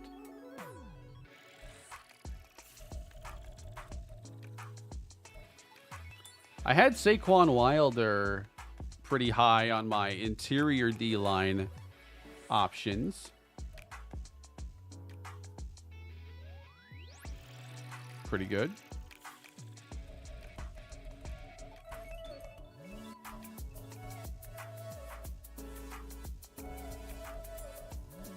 All right, 4th round. We did make a pick here. Damian Rushing was the best player taken in this round, and then Timmy Rutland there. Most guys were just on my board. We took Aaron Kinley above average overall for the 4th round. But Damian Rushing, hidden development. The thing is, though, he's like Jadarius Roby, but he can catch.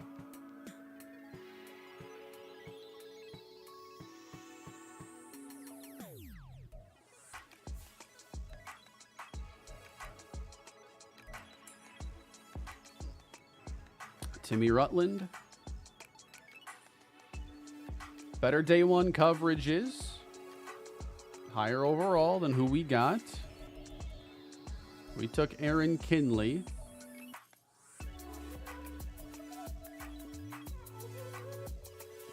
That speed's got to count for something. 83 to 88.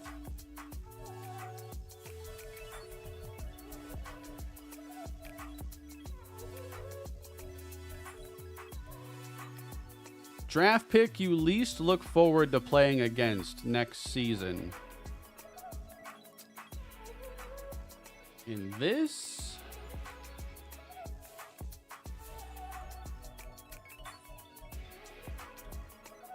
well, here's the Panthers' first round pick, Patrick Philbin. He's a finesse rusher who has great acceleration but not great top end speed. He's a weird prospect. This guy's weird.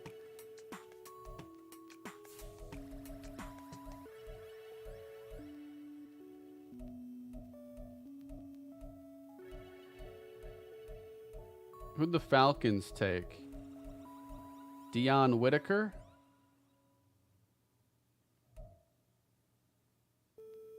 Yeah, this guy could end up being a bit of a problem. Multifaceted, strong. Not sure there's anyone that like is on our schedule that scares me right off the bat, but I don't know our non-division schedule yet. I'll have to check that after I go through these picks. Thank you, though, for the super chat. We'll definitely check that schedule and see who we can look forward to meeting. Maybe a Damian Rushing. I also want to see running back depth charts.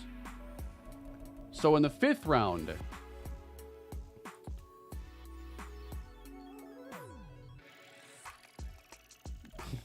Derek Weiner out of Texas. Hidden development. Blocking tight end with hidden dev. That's my favorite.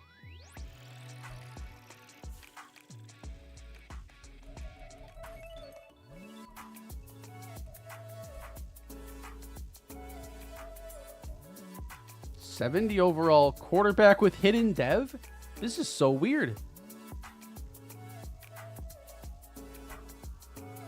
We got a great quarterback class, but the landing spots aren't going to be ideal for at least a few of these guys. So we took Carlos Lucas. That's probably going to be like an average value for the 5th round. I also took William Hardy, which is poor value. And I should have known I could probably get him later. I had no 6th rounder, though. So I just took him because I didn't want to wait around to the 7th to address the position, causing me to overdraft a bit.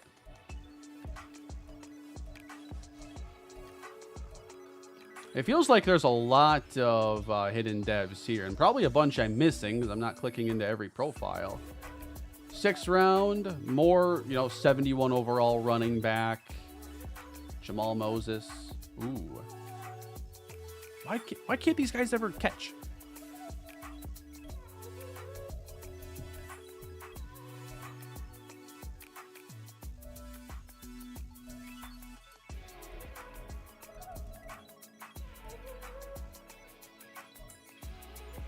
I also feel like half the players I'm looking into came from Florida State.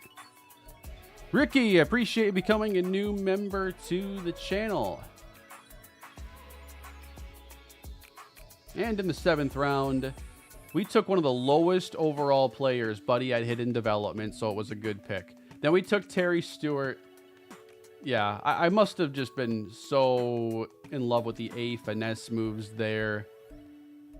Philip Dyson. Okay, if he had hidden, I was going to be upset. I like the receiver we got, though, a lot.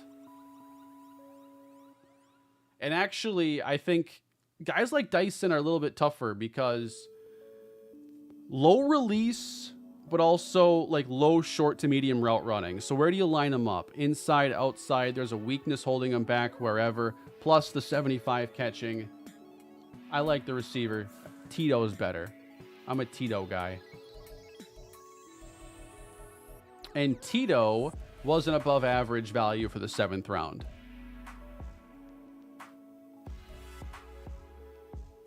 It's a lot easier to say how you play Tito. which is really wherever you want because he has good release and his short route running is a 73.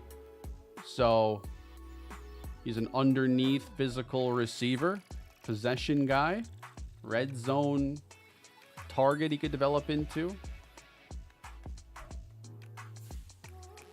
Yeah, we should see that Packer quarterback considering there's a cleaner path to him eventually being the starter there. Matt Foster, hidden dev.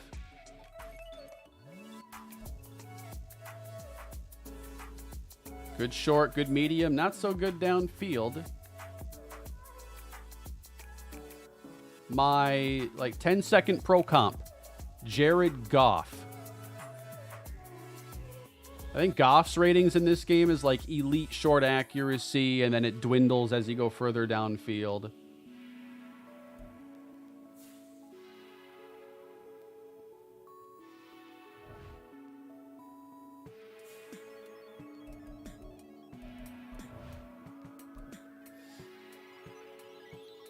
I want to see our schedule.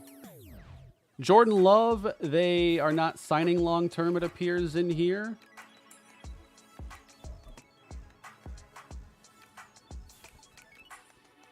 All right, here's our schedule this coming year. Do not give me the Bucks in week 1 or the series is canceled.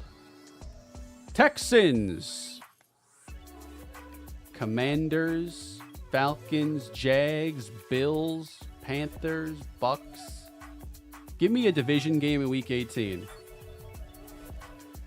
Close. So we got the Titans. And we play the entire AFC South plus the Bills for out of conference.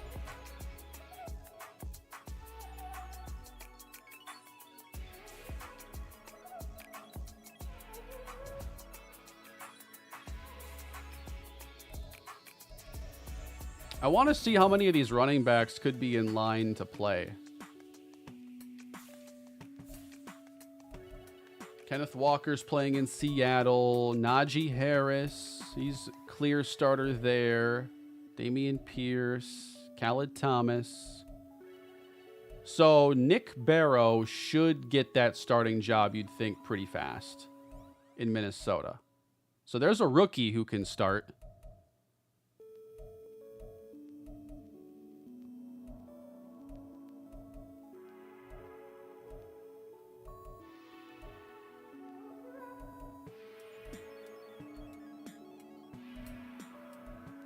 Not often we see rookies actually be like starters right away. Why don't they just play Cofield? Why'd you have to ruin? Why'd you have to do that?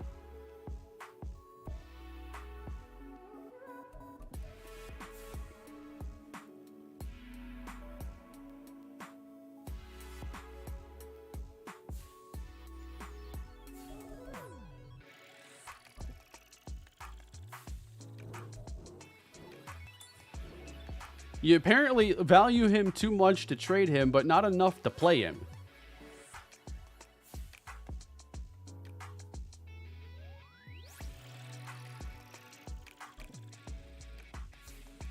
No, not today.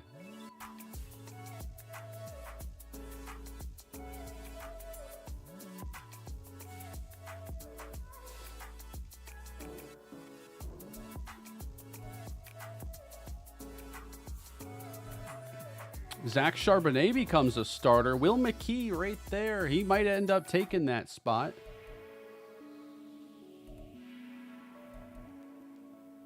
Jose Grimes, he might take it from Singletary there. Lance Bullock is starting with the Cowboys. Eli Langford with the Dolphins.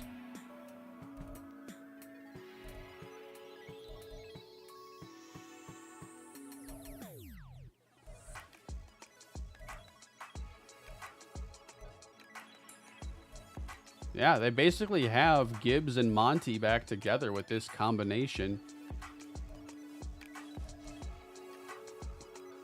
Josh Raymond with the Packers. Doug Wallace there. Patriots might make a switch. Talbot might get there. Darren Ramsey with the Ravens. Let's see some quarterback situations here. Hunter Boone and Zach Wilson. This is way better. I don't know where Watson ended up, but at least that's going to play out much better. Daniel Jones, Josh Mays, Chad Watkins. The thing is, Watson could still be a free agent. He might end up anywhere. Hendon Hooker might start this year?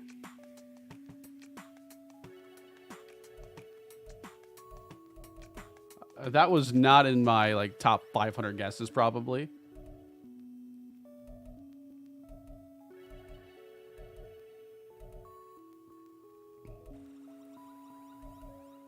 Will Levis with the Dolphins?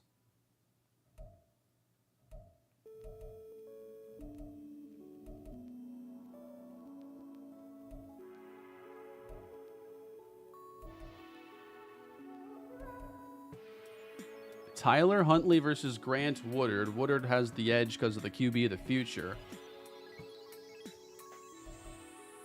There's Tua.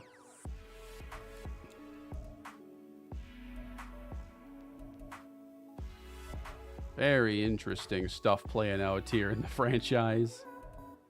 Sam Howell.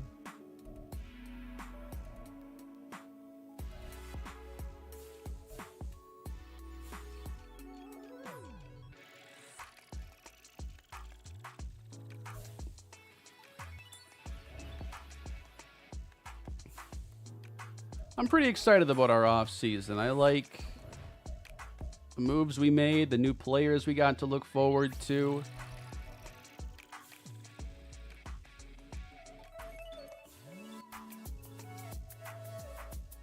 Three years left on his deal, star dev, and y'all want him out?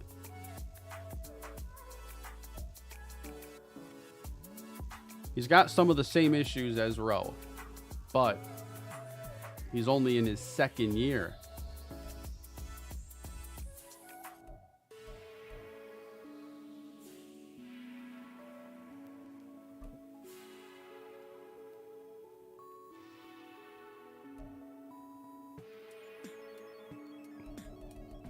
I just want to be able to run the trade finder.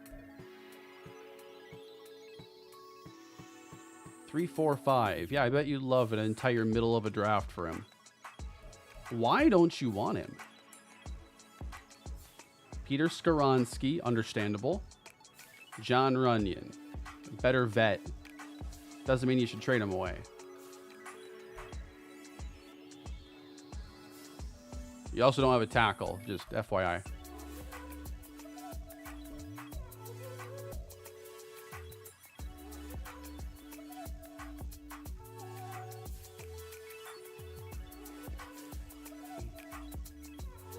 Wow, it can still get a lot for Jabril Peppers, apparently.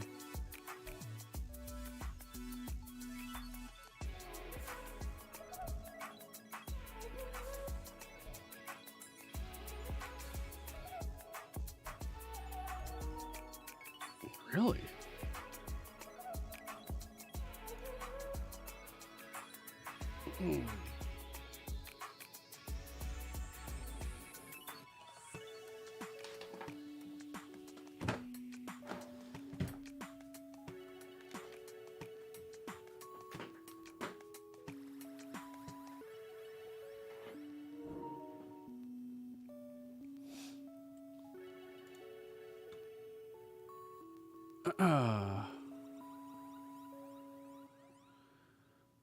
All right, 3 hours plus into the stream, everybody. This has been a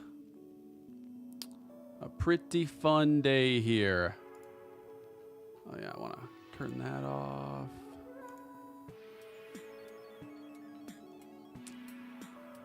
I am curious about who's there in free agency.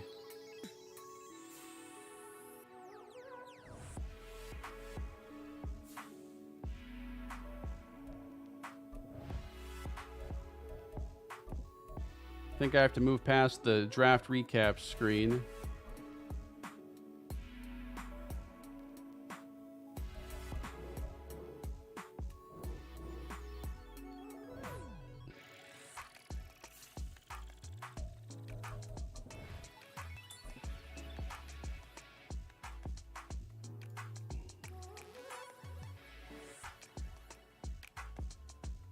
All right. Are there any guards that make sense?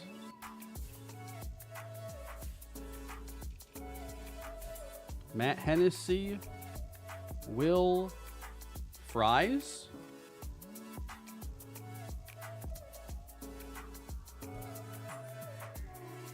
I'd try him.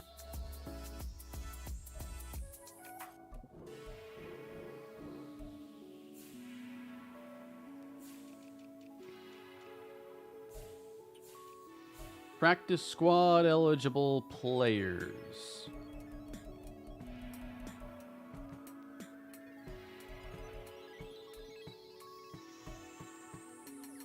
I'd definitely sign Ben Long.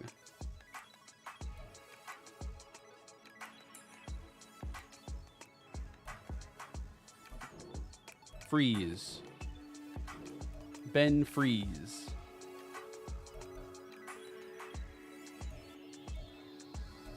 All right, give me a pass catcher then, because I couldn't find one. I want a rookie pass catcher. Brian Watson might be one of the better choices here. 63 overall. Or do I want to go... He's got 2 years experience, though.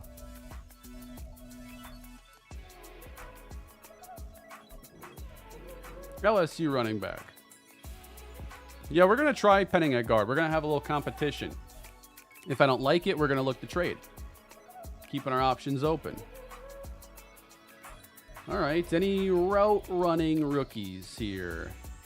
Addison Davis runs good short routes. How about good release with short route running? You got 2 years experience. Bobby Duke. I don't want the same skill set as Tito. How about good medium? Dom Jackson has good short and medium. Maybe a slot only guy, but Dom Jackson.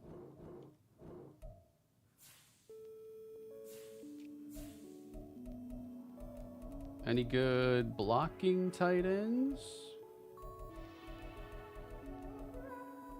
Yeah, Marcus Clifton.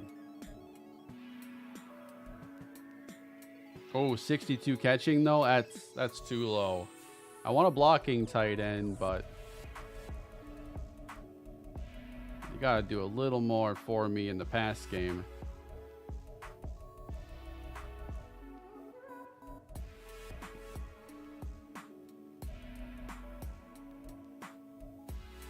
Yeah, Blake Collins. 60 overall.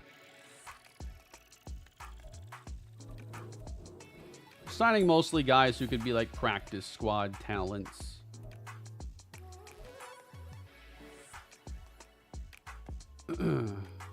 I'll bring back Kevin Ross here. I know I've had him before.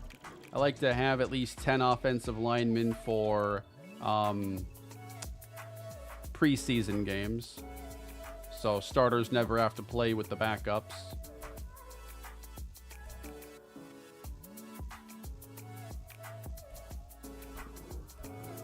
It's been pretty good, Jake. How about you?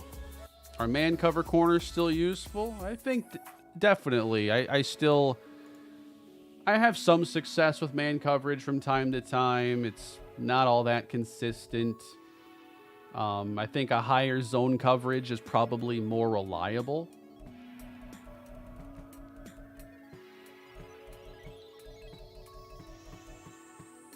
Pass block power, pass block finesse. Max Shepard. Maybe don't ask him to run block, but that's what I like in a backup tackle.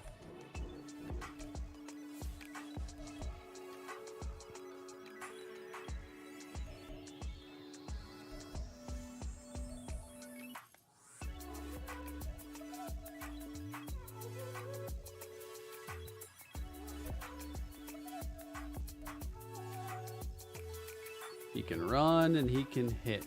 Luke Campbell, welcome to training camp.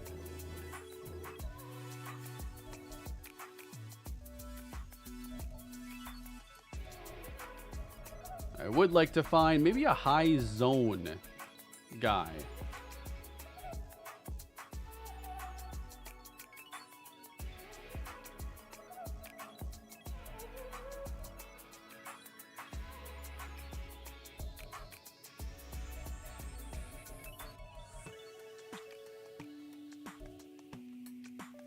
Just for a little different look, I guess. Try to find different skill sets and see if someone can stand out when they get a shot in preseason.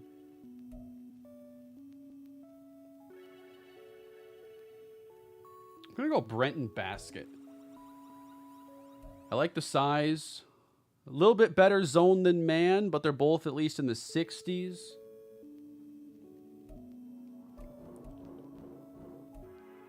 I'm also interested in just give me someone with really good catching.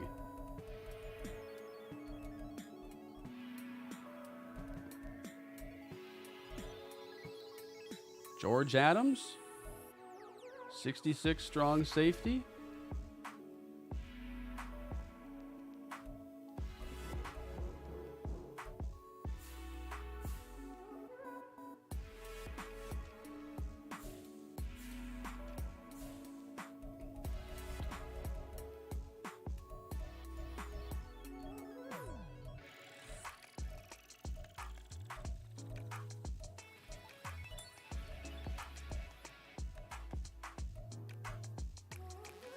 Now, what about some punter competition?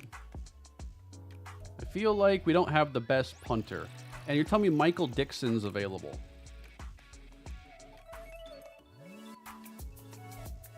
We're going to change that. He's a star dev punter. Whitworth?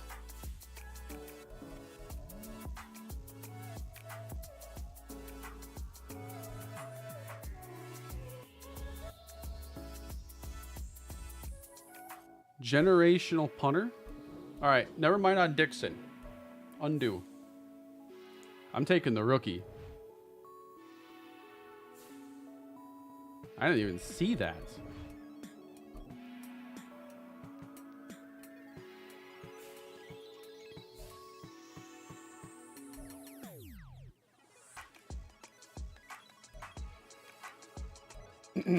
So we're going to release Dixon.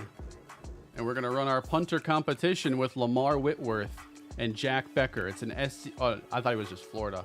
Florida State and Georgia. Like everybody's from Florida State in this game. Everybody. Yeah, what I do with UDFAs. So if they make the roster, UDFAs in real life should get 3-year deals. In Madden, they get 1. So they're already testing free agency after 1 year, which is ridiculous. So what I do, after the UDFAs have made their final teams, what you can do is go and see who has only 1 on length and 1 remaining and is of rookie age, so 20 to 24.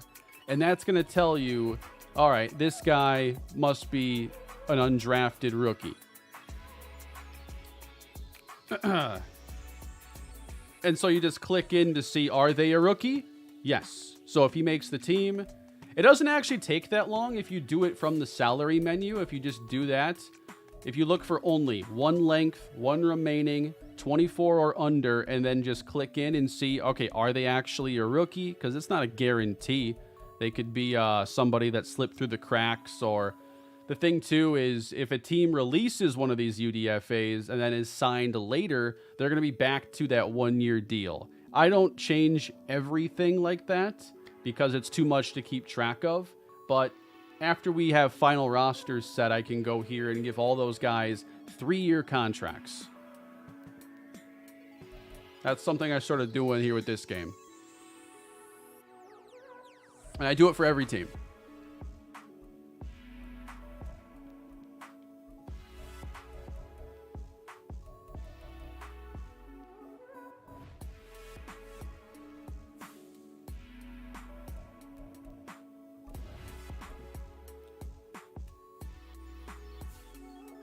So, I think that we could still look for a mentor at quarterback, running back. Could always use more. I think we have pretty good competition now for that 4th receiver spot and 5th. I like the tight ends. 4 left tackles. I'll move Brian Glenn to left guard, or we're actually going to play a lot of, Penning and Freeze there. And if that competition doesn't make me feel confident, then we're going to probably trade for somebody after preseason. A lot of edge rushers. A lot of defensive tackles. Vita Vea in the mix. Joe Richards. I got to move Marcus Calhoun to end.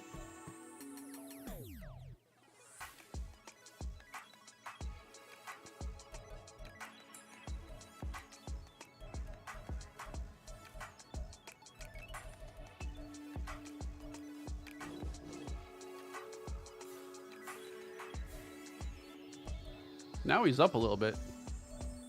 What's the scheme fit at right end? Speed. Is left power? It is. So I'll move him to left end then.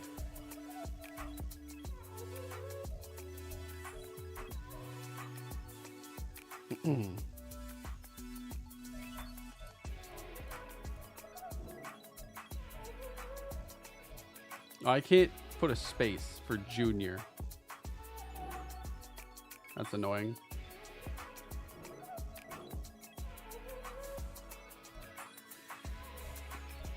Marcus Calhoun Jr.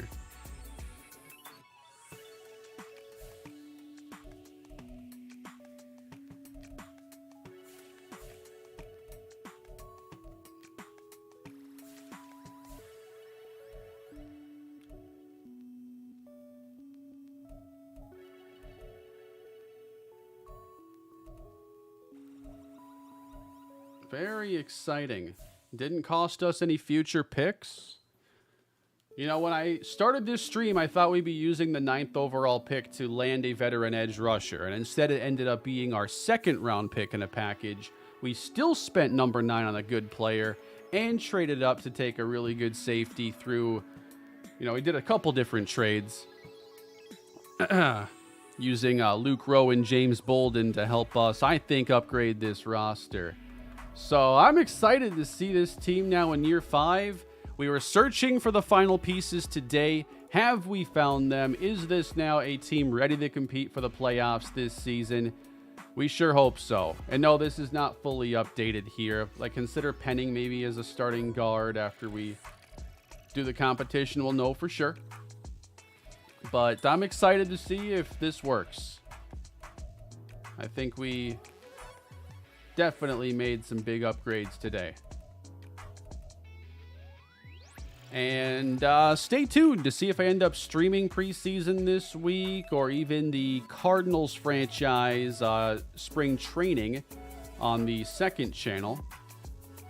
But if I do stream, it might be tomorrow.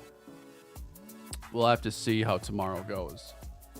But I think that's about going to do it for today. I think that was a solid day of building up the Saints, and hopefully we can have a good year 5. I've changed up the format a bit. You'll get to see more of my vision with it going forward. We're still going to do one-game videos, and we're going to do the hybrids as well, where we cover multiple games, and hopefully it helps the season flow along a bit smoother. Year 4 was pretty disjointed. Hopefully we can course correct for the rest of the journey. That's going to do it for today, everybody. Hope you're ready for more of the Saints here in the month of May as we try to finally put a winner on the field in New Orleans. Hopefully a few years of rebuilding is enough time. If you wouldn't mind, please leaving a like on your way out. I'd appreciate it. Subscribe to the channel. And I will catch you all in the next episode, which will be the edited off-season. And then we're going to get going with the preseason, getting into the year 5 games. Take care, everybody. Have a good rest of your day. See you next time. 9 and